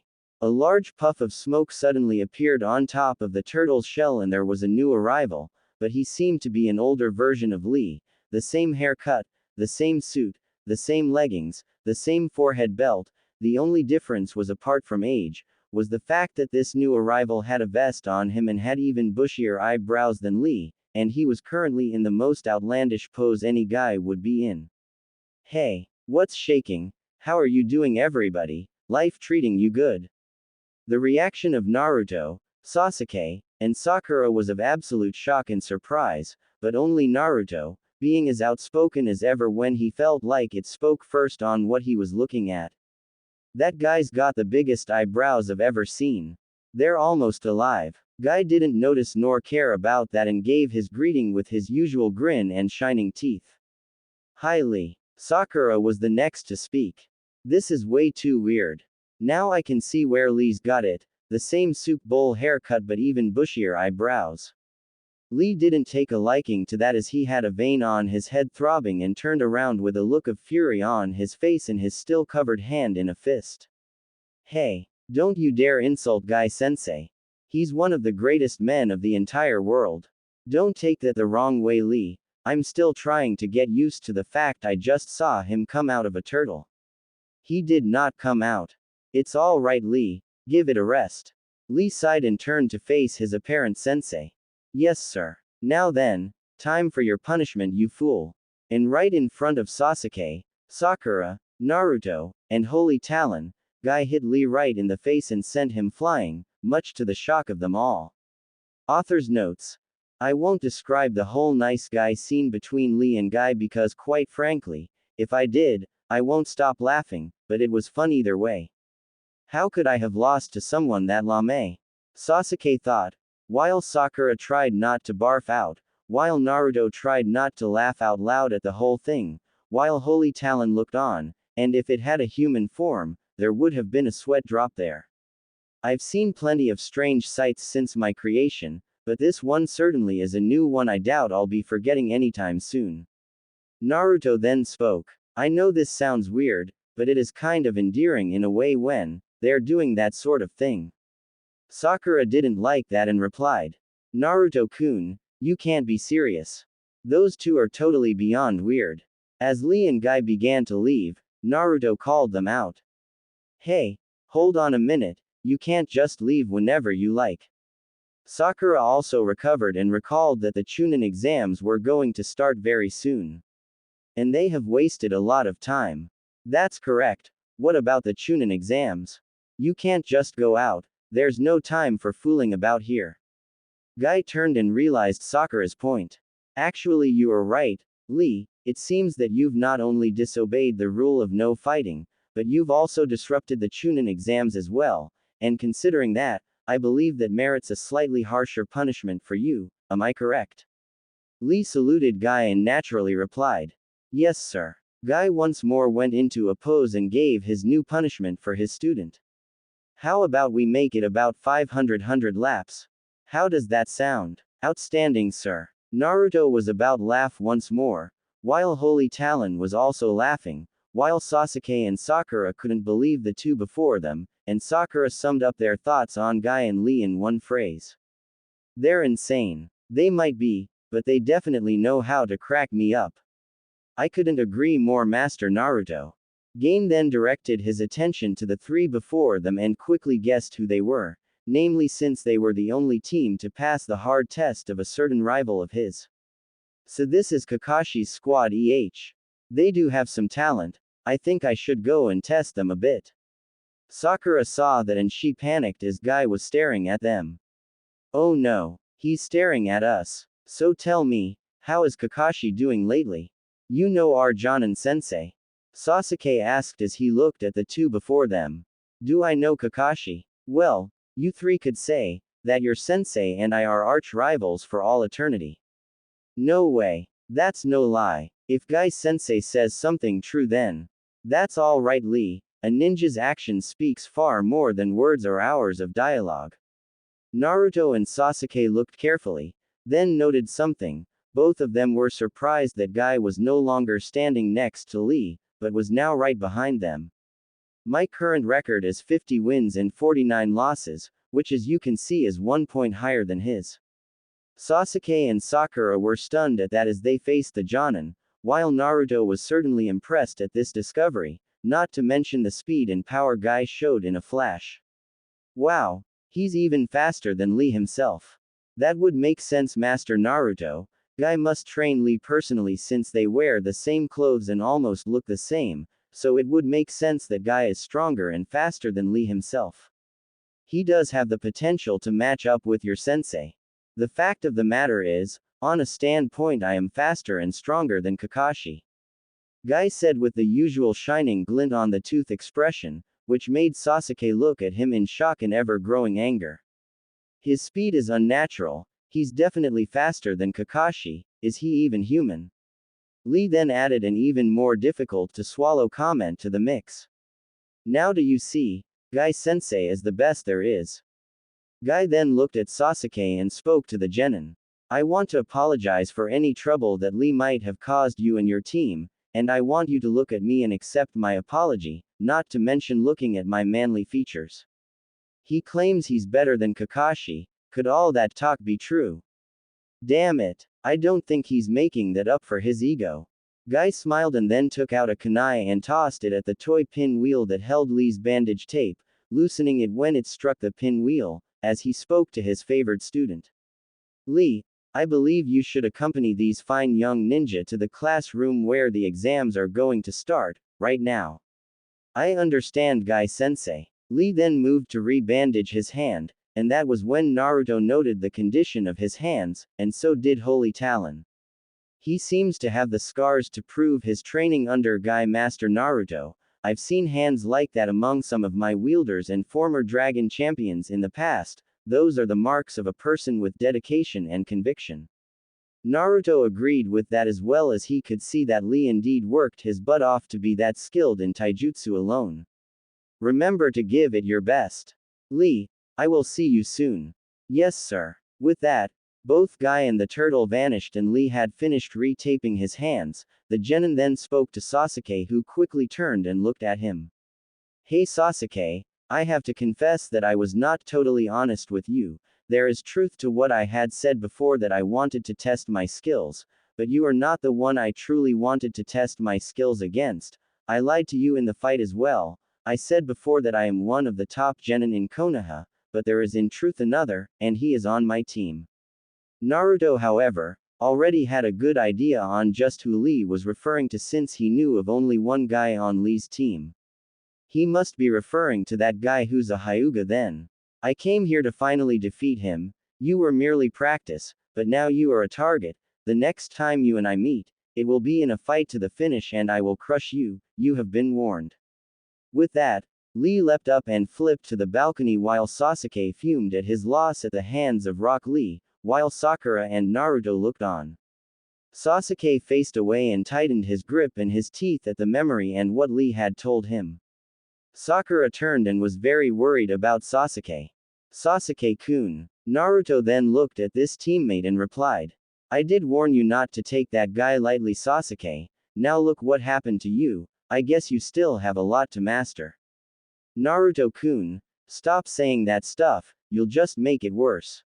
Shut up, Dobi. The next time I face him, I'll be driving him into the ground and on his knees. Really? Who just got his rear end handed back to him? Naruto-kun, please stop it right now.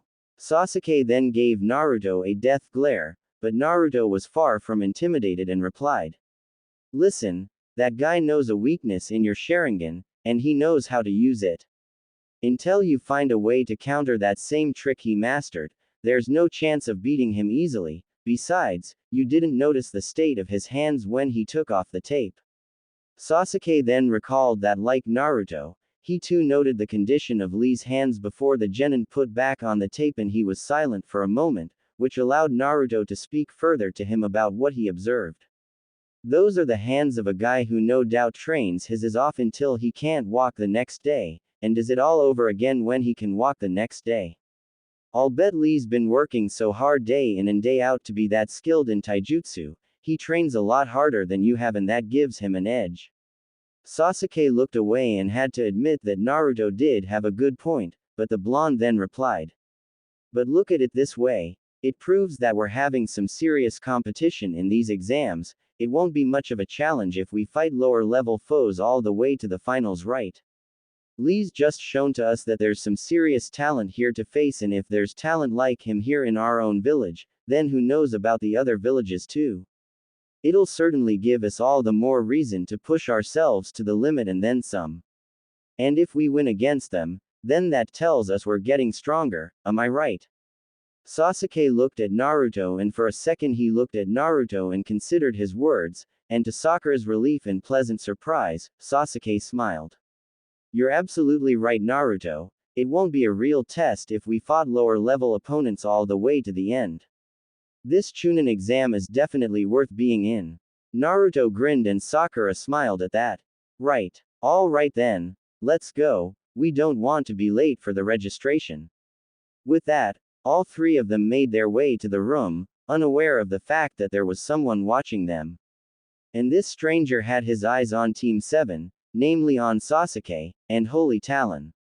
So, that's Holy Talon. And there's Sasuke. I can't believe the beauty of this, all the eggs in one basket. This will be fun. Later, Naruto, Sakura, and Sasuke arrived on the real third floor and were already on their way to the main room when they spotted their Jonin sensei before them, leaning on the door.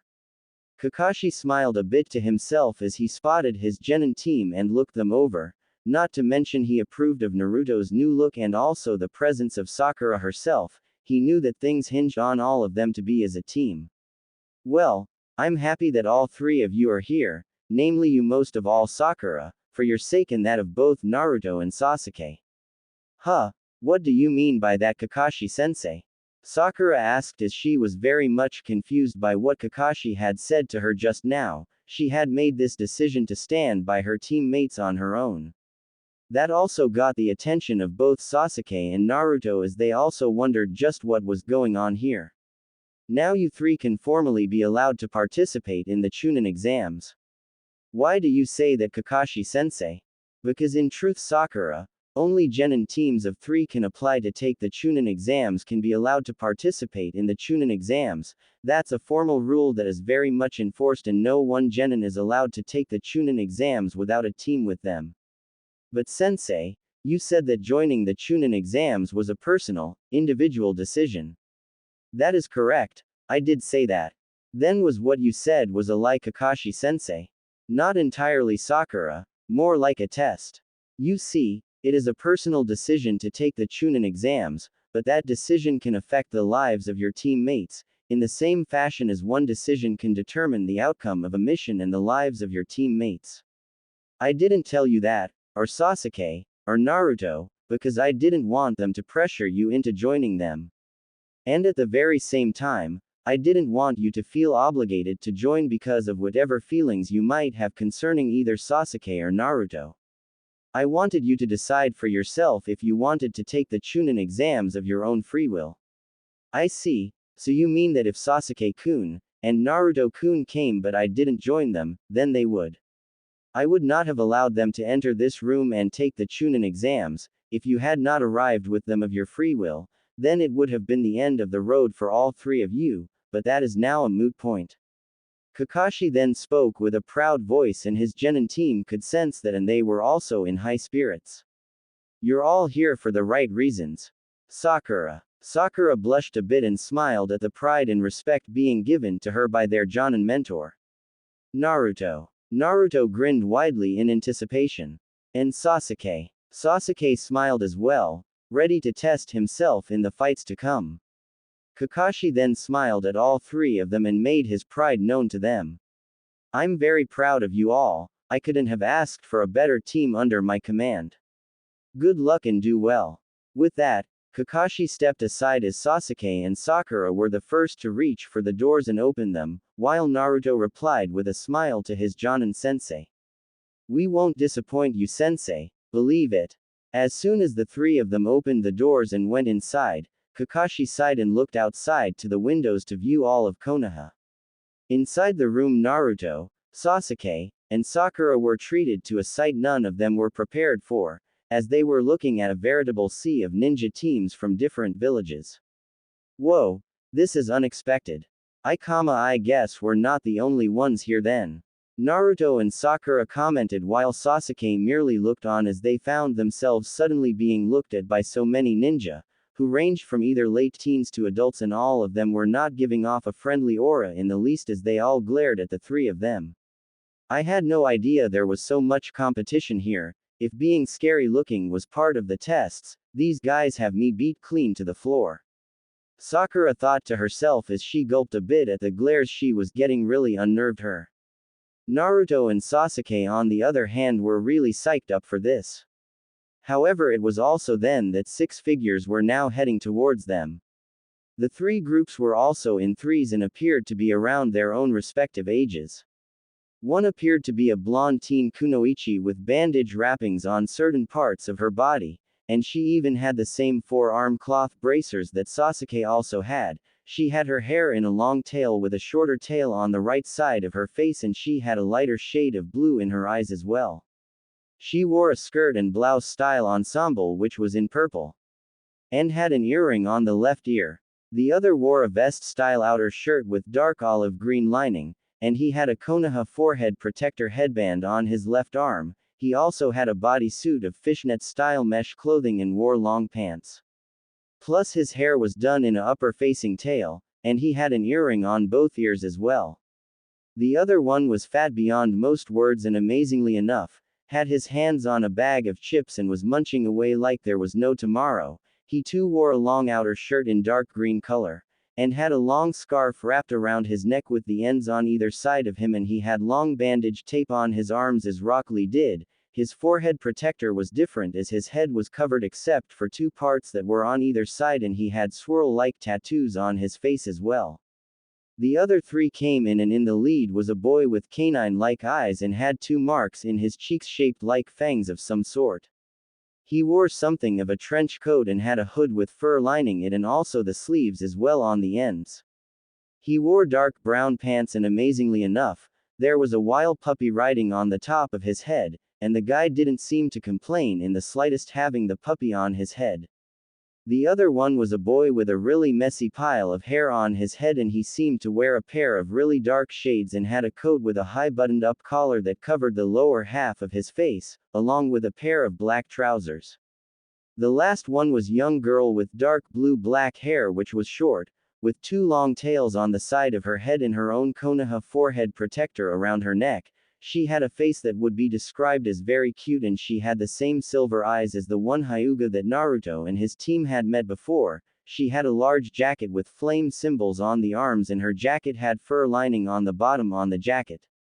The moment Naruto looked at the girl, she blushed bright red and looked away even though she walked with the other two towards them. Naruto knew all of them very well, after all they were his classmates. Who are they all, Master Naruto?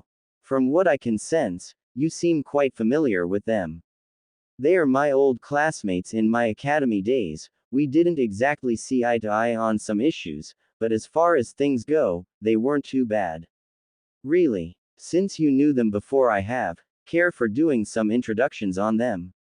All right, the first one is the one who's walking towards us with the lazy expression is Shikamaru Nara, laziest guy in the whole academy and complains a lot. Never does anything about it since all he says that it's either troublesome, or a waste of time. The guy with the bag of chips is Choji Akamaiki, or rather the eating machine as I like to call him. I can't recall a single time I've ever seen not eating, and he eats anywhere. The girl in purple's Ino Yamanaka. She's a rival for Sasuke's affections like Sakura-chan. She's nice looking, but can be annoying at times, though not that much. And the other three. The silver-eyed girl's the one I know as a Hyuga.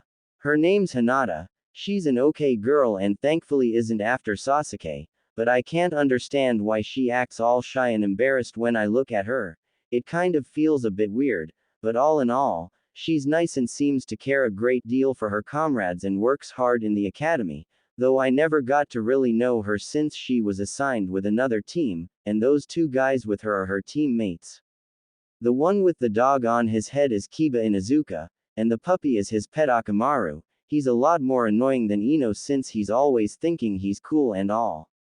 The other one with the shades is Shino Aburame. I have to admit that I know next to nothing about him.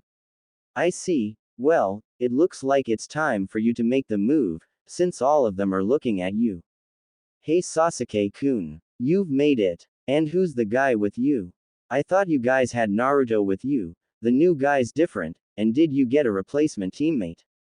Ino asked as she looked at her crush Sasuke but had her attention torn between Sasuke and the tall blonde ninja with the sword on his back and the wicked-looking outfit, along with the strange tattoo of some beast on his arm.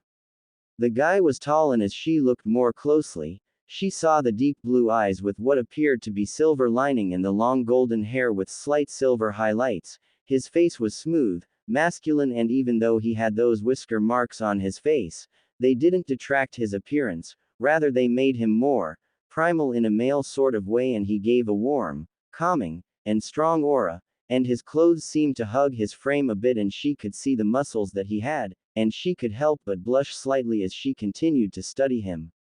He looked so powerful, but there seemed to be something familiar about him. That guy's hot. And as much as I don't want to say it, he's more attractive than Sasuke-kun, but why does he look familiar to me for some reason? I don't recall meeting such a hottie like him before. She wasn't the only one who was looking at Naruto, as Hinata herself was blushing bright red as she studied the blonde ninja, but despite the new guy's handsome looks, she was not going to give up her deep crush on Naruto. But she couldn't help but note that the new stranger did seem familiar.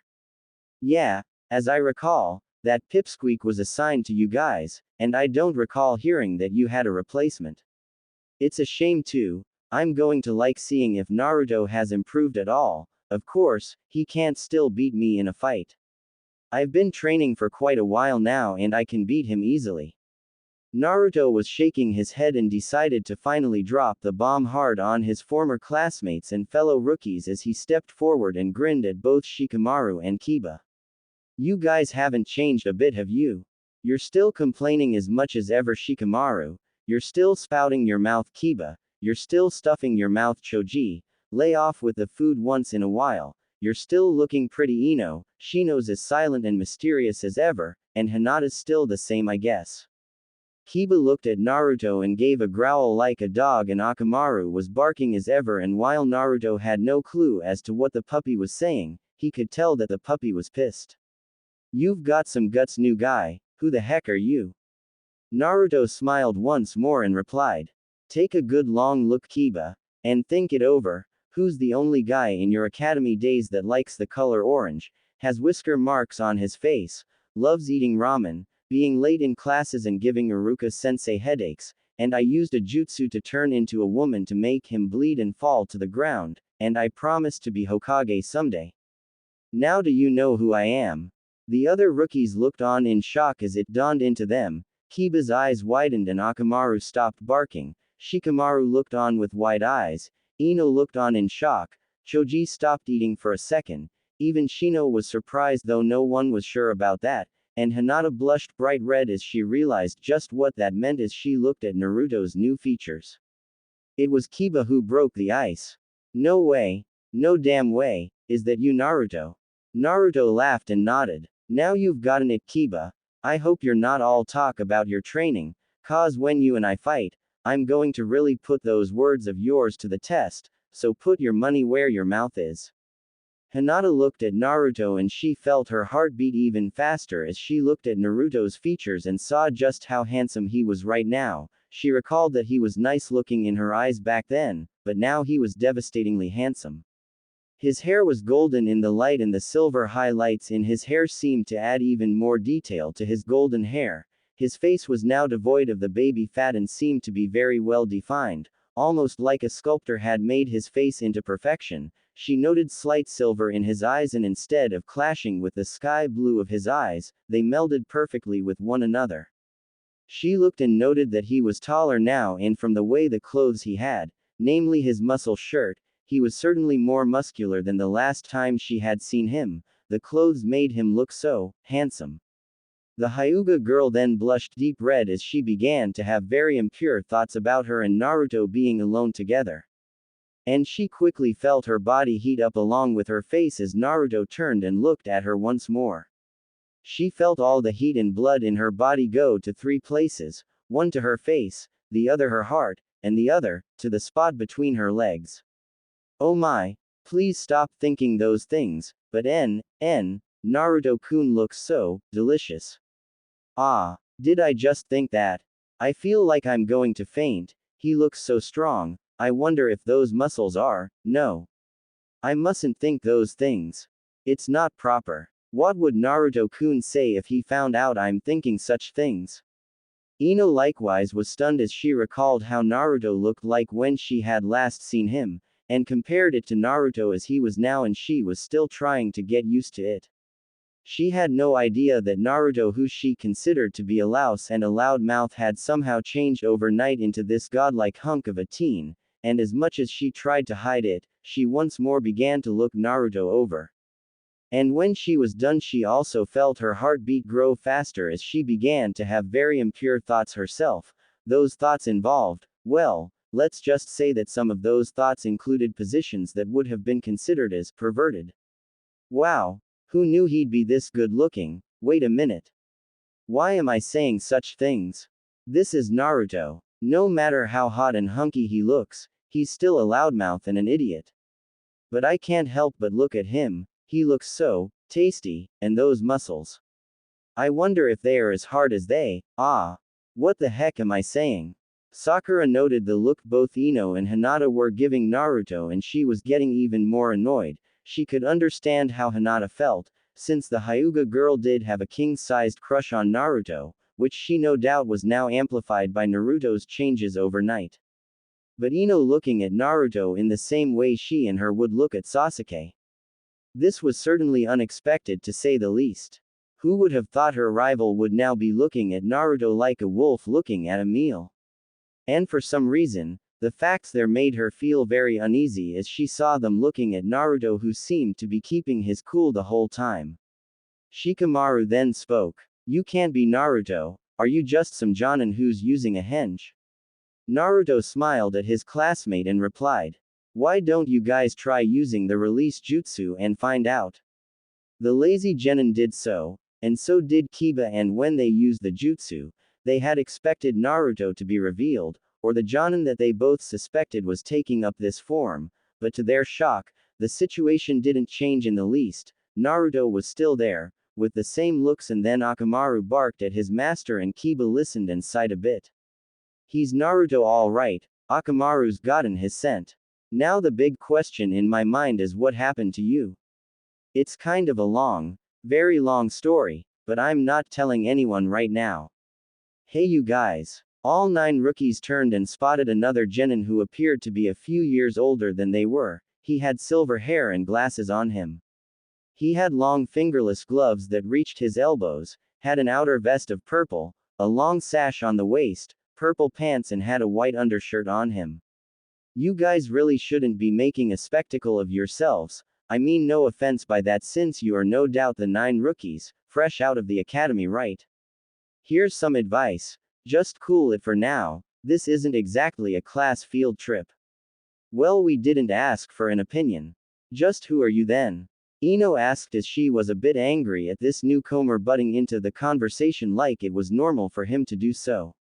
The name's Kabuto Yakushi, but I guess you should look about yourselves, you've made quite the impression on the others here. The genin looked about and found themselves being looked at by all the other people in the room. Many of the older genin were very, very serious looking, and they were not in the best of moods as they looked at Naruto and the rest of his comrades, both in his team and the other teams as well. 3 other ninja also looked at them as well with very serious looks at them. You see those 3? They're from the Hidden Rain village and they are very touchy right now. Rub them the wrong way and you're asking for it. In fact, everyone here in the room, all of them are all tense. The Chunin exams is a serious deal to everyone here and they are not in the mood for games. The 9 genin then looked at Kabuto as he gave them a whimsical expression. However, Holy Talon was far from fooled. The sentient living sword sensed something different about this Kabuto and decided that while he was around, it was going to keep an eye on him. For now, the man was not a direct threat to its wielder or his comrades, so for now, the wary sword kept its peace. Well, I can't blame you guys, you are rookies after all, so how can you all know just how things work here in the Chunin exams? You all remind me of myself when I was a first-timer in the Chunin exams. Sakura then looked at Kabuto and asked him something. So your name is Kabuto, right? That's correct. So this isn't your first time taking the Chunin exams? No, to tell you the truth, this is my 7th time to take the Chunin exams. Shikamaru was somewhat surprised at that announcement, and so were the rest of the genin. Well, the Chunin exams are held at least twice a year, and that means it'll be my 4th year taking the Chunin exams. Wow, so you're a veteran then. You might say that, yes. Cool, then maybe you can help us with some inside information here. Naruto said with a smile. Shikamaru snorted a bit. Some veteran he is, he hasn't even passed the exams. Kabuto gave a sheepish expression and scratched the back of his head with his right hand. Well, they do say 7th time's the charm, right? So the rumors about the exams being hard are all true, huh? Man, this is going to be a drag. Naruto looked at Shikamaru and replied. Don't be so darn negative, Shikamaru, we haven't even tried it ourselves yet. Kabuto replied as he took out a large deck of cards and showed them to the 9 of them, and he spoke to the group with a calm and relaxed voice. Actually, I can tell you about things I've learned in the Chunin exams for the past 4 years and the times I have taken it, so I wasn't completely wasting my time while I was here. These are my special information cards. Information cards? Yes, I made them personally. There are at least 200 of them, and while they may not look like much, they are quite helpful in many ways. Here, let me show you one of them. Kabuto placed the deck down and took one of the cards and placed it face down and then placed one of his fingers on it and began to rotate it. What are you doing? I'm charging it up with my chakra. The cards are blank for a reason. Only the right application of chakra can make them reveal their contents, plus only my chakra can do it since the cards have a security chakra system in them. You don't want to go through all the trouble of gathering information and placing them in these cards to have them read by potential enemies. Now do you? The group watched as Kabuto completed the action and revealed the information in the shape of a map with special numbers and graph symbols. Wow, those cards are good. Is that a map? Ino asked as she looked at the card that was at first blank and with a poof of smoke was now filled with information. That's right, this is no ordinary map though. This map contains all the currently participating hidden villages and their genin squads who are currently here taking the Chunin exams, and as you can see, the number of genin they send here happens to be pretty big. Now the reason why the Chunin exams are hosted here is to foster brotherhood and equality among the ninja nations. Of course that's true, at least in a certain point of view. What do you mean by that? Naruto asked, a bit curious about what exactly Kabuto meant about the fostering of brotherhood to be true at a certain point only. Well, the other reason is the maintenance of the balance of power. You see, if there is no way to help maintain the number of ninja a particular country has, then there is a big chance that one country might wind up with more ninja than the other nations and it might be tempted to go to open war with the others. It's happened before. That's why the Chunin exams are needed to maintain the status quo. I'll admit that it's a bit harsh, but it's the only way at times to prevent over-aggression. There are at least 6 villages so far taking the exams. Of course, being the host for this year's exams, we have a large number of genin, including you 9 freshmen. There are those from the village of the Hidden Sand, our current allies. There are also those from the village of Grass, Waterfall, Rain, and Sound. Kabuto then put the card back into its blank state and placed it back in the deck and showed the rest of them. I've also taken the liberty of gathering information on all the contestants here in the exams, including you guys. Naturally, I can't be sure that all the information is entirely accurate, but the data here is all from reliable sources I happen to know of. Sasuke then stepped forward, intent on finding out some information of his own, and since Kabuto had the cards, who better to ask than him? Do you have the cards on 2 guys I want to know about? I might, but you'll need to give me some specifics, a name, appearance, anything, and I'll see if I can get you the information you need. I need to know about Rock Lee from Konoha, and Gaara of the Desert from Sand. Well, that wasn't very thrilling to say the least. You know their names already, so they should be easy to find. Kabuto made some quick moves and in a few moments, acquired at least 2 cards and showed them to Sasuke. And here they are. Who do you want to know of first though? Rock Lee. Kabuto repeated the gesture that he used to show the first card, and sure enough the card revealed the information on Rock Lee himself, along with a chart to show his abilities and the number of missions he had undertaken in his career. Kabuto then spoke the information that he had been able to gather on the one that had beaten Sasuke as the Uchiha clan member. Rock Lee is a genin from Konoha and is a year older than you. His squad members include Tenten and Neji Hyuga, and their Jonin squad leader is Maida Guy. His skills in taijutsu are unlike most genin his age, second only to Guy, but his other skills, namely genjutsu and ninjutsu, are shaky at best. He gained quite a bit of attention in his graduation from the academy as being the only graduate of the academy through taijutsu alone, but he didn't participate in the Chunin exams that year, so while he's older than you by a year, it'll be his first time to take the exams like the rest of you. And Gaara of the Desert. Kabuto placed away Rock Lee's card after resealing it and then repeated the very same procedure on the next card that held Gaara's information. In a moment, The card was covered in white smoke and then Gaara's information came out, along with the pictures of his brother and sister, Kankuro and Tamari. Curiously enough, their Jonin squad leader's picture was not present. Gaara's actually more of a mystery. Not much is known about him, except that he is very moody, violent, and has a killer's streak in him, and he's very dangerous to engage in a fight. But get this, he's been in a B rank mission, but never got a single wound in combat. The ones he took out on the other hand, well, I'll just say that what happened to them when Gaara dealt with them in the fight is best not described on a full stomach. Shikamaru gulped at that little announcement. The guy took a B rank mission, and didn't even suffer a scratch. Naruto would have reacted to the news, but he kept his focus on the matter as he already sensed a lot from Gaara when they first met, not to mention Holy Talon told him about the source of evil it felt that was buried in Gaara's body. I see. Well, that's about it right now. As far as I can gather on those two, there may be some missing details, but as far as I can see, the data on the cards on those two are the most recent I have. Kabuto then directed his attention to the rest of the genin from the various villages, and he looked at the only band of ninja that was a bit out of his own data cards. What about the newest villages? Kabuto pushed back up his glasses and replied. Leaf, which is our village, has the highest number of ninja participants, while the second is Sand, and then followed Rock, Waterfall, and Grass. The smallest number is the village of Hidden Sound. Sound. I've never heard of them before. You're correct on that regard. They have sent only a small genin squad, and there's little that's known about them. What is known is that they're a new village that is located somewhere in Rice Country. Though being new to the Chunin exams, no one knows just how skilled they are since this will be their first time in the Chunin exams. But the villages mentioned have already sent quite a number of highly skilled teams this time on this exam.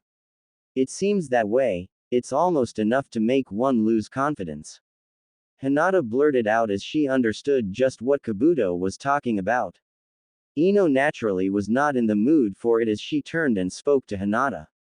Now's a really fine time for you to talk like that. Hinata sighed and Sakura brought that discussion to a close with a question directed to Kabuto. Do you think it's really going to be tough this time around? Oh yes. In my 4 years being here in the Chunin exams, I can tell you honestly that I've never seen a batch with this much potential in years. Kabuto then spoke solemnly. You guys will need to keep a very low profile since if you try something, they will all certainly be very angry to say the least. They all are strong foes, so saying something to piss them off is not advisable. Naruto thought about it and Sasuke and Sakura wondered if Naruto's silence meant that he was getting frightened by all that he had been told by Kabuto. Kabuto himself noted that and wondered if the blonde Konoha genin with the sword on his back would be frightened by the information he had been handing him and his classmates. Naruto-kun, is he getting scared by all this? Maybe I should talk to him. I mean, it's okay to be scared and all. Those guys are older and more experienced than us since we're rookies. Don't tell me the Dobie's going to choke on this. Please tell me he isn't going to quit here and now, after all we had to deal with to get here. Neither of them had to worry as Naruto laughed out loud and then looked right at all of the other teams and pointed right at all of them with a challenging glare. All right you guys. Listen up. I am Naruto Uzumaki and I am going to beat the tar out of every last one of you. So bring it on and show me just how tough you all really are. Believe it. And with that, Naruto reached behind him and took out Holy Talon and with a light stomp, thrust his sword deep into the ground and sent a slight shockwave into the room, making his point a little bit more pronounced than usual. Behind the door, Kakashi was smiling all the while and laughing to himself. I guess I don't have to worry too much. Naruto might not have enough wits to be scared like the others, but he's certainly got bravery in basket loads. This is actually going to be fun. Sasuke and Kabuto were smirking a bit at Naruto's statement. Ha, the Dobie's really on fire now. I guess I was worried for nothing. No matter how many odds you put before him, he's not backing down from any of them. This exams are going to be fun. Interesting. This blonde guy certainly has got guts by the basket loads if he's saying that, not to mention, that sword, It's got a very strong energy to it as well. This year's going to be fun. The other rookie genin were stunned at Naruto's words to the rest of the other teams, and Sakura was shocked, but then again, she recalled that with the Holy Talon with him and the still undiscovered powers inside the sword, Naruto was very much confident in himself at this point and time.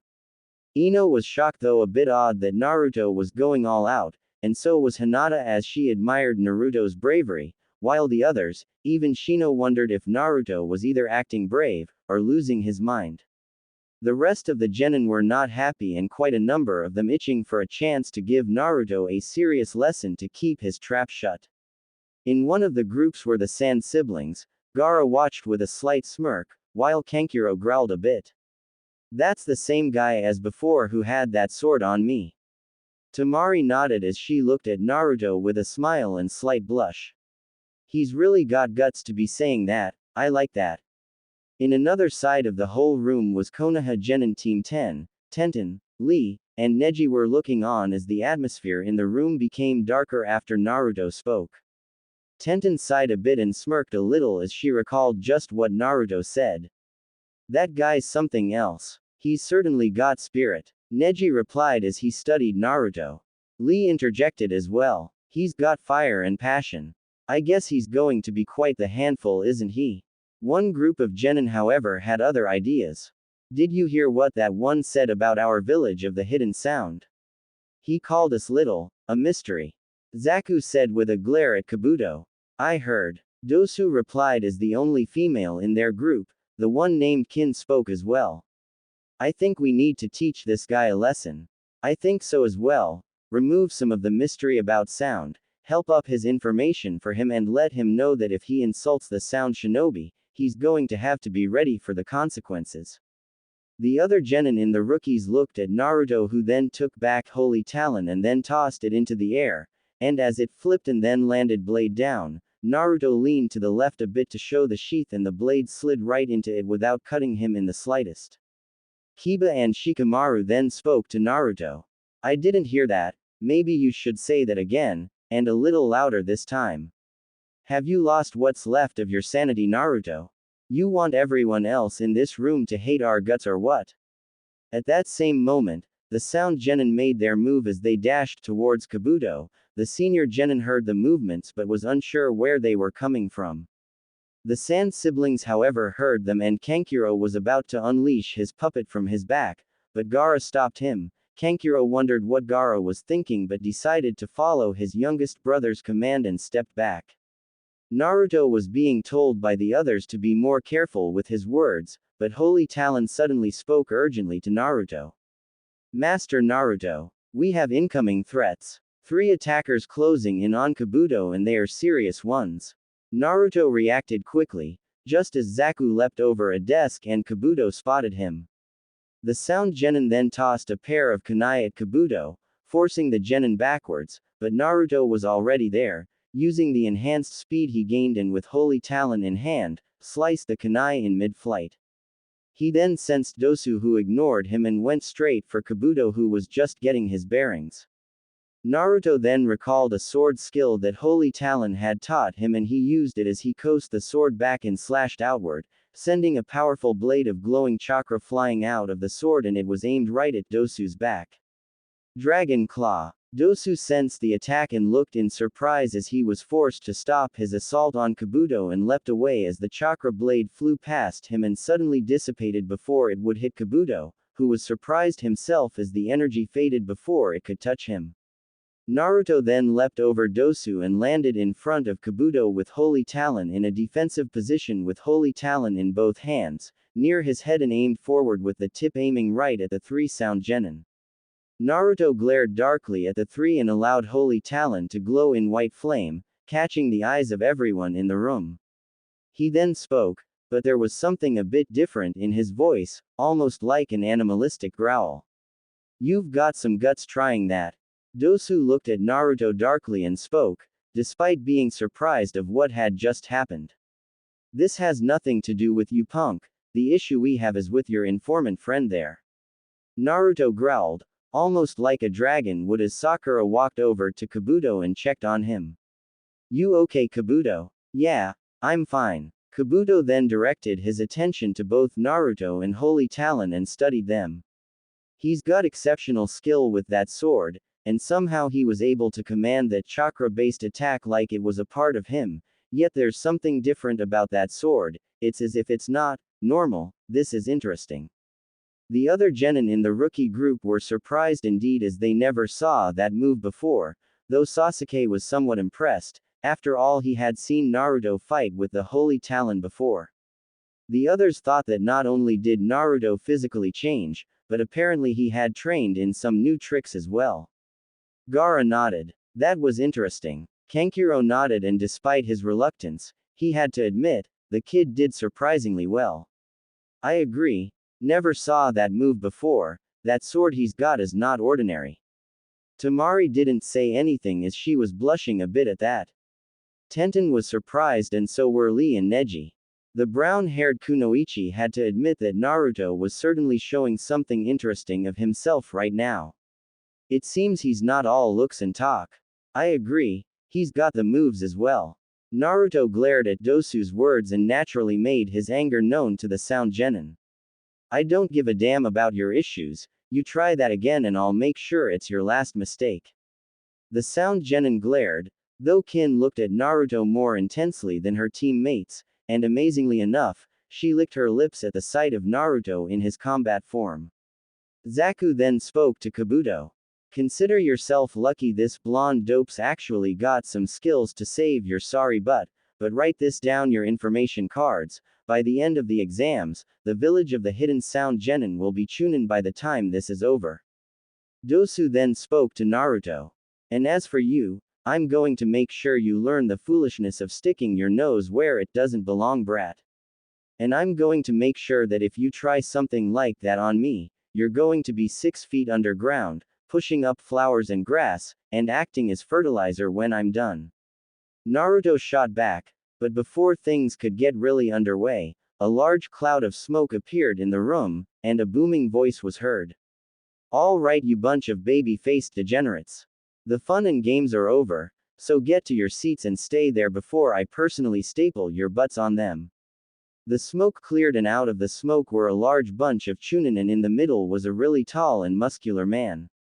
The guy was dressed in a black trench coat along with the usual uniform of a Chunin proctor, with heavy gloves with metal plates on them, and he wore a forehead protector with the leaf symbol on it in the form of a bandana. He had several scars on his face that really made him look scary, namely the one that ran from his left cheek to his lip, and his voice certainly didn't help matters as he spoke once more. It's time to begin the Chunin exams. I am Ibiki Morino, your proctor for today, and also your worst nightmare and enemy come to life. Thanks for listening. In the next part. In the meantime, please leave a review, I would love to hear your feedback. Especially if it helps me improve the overall story.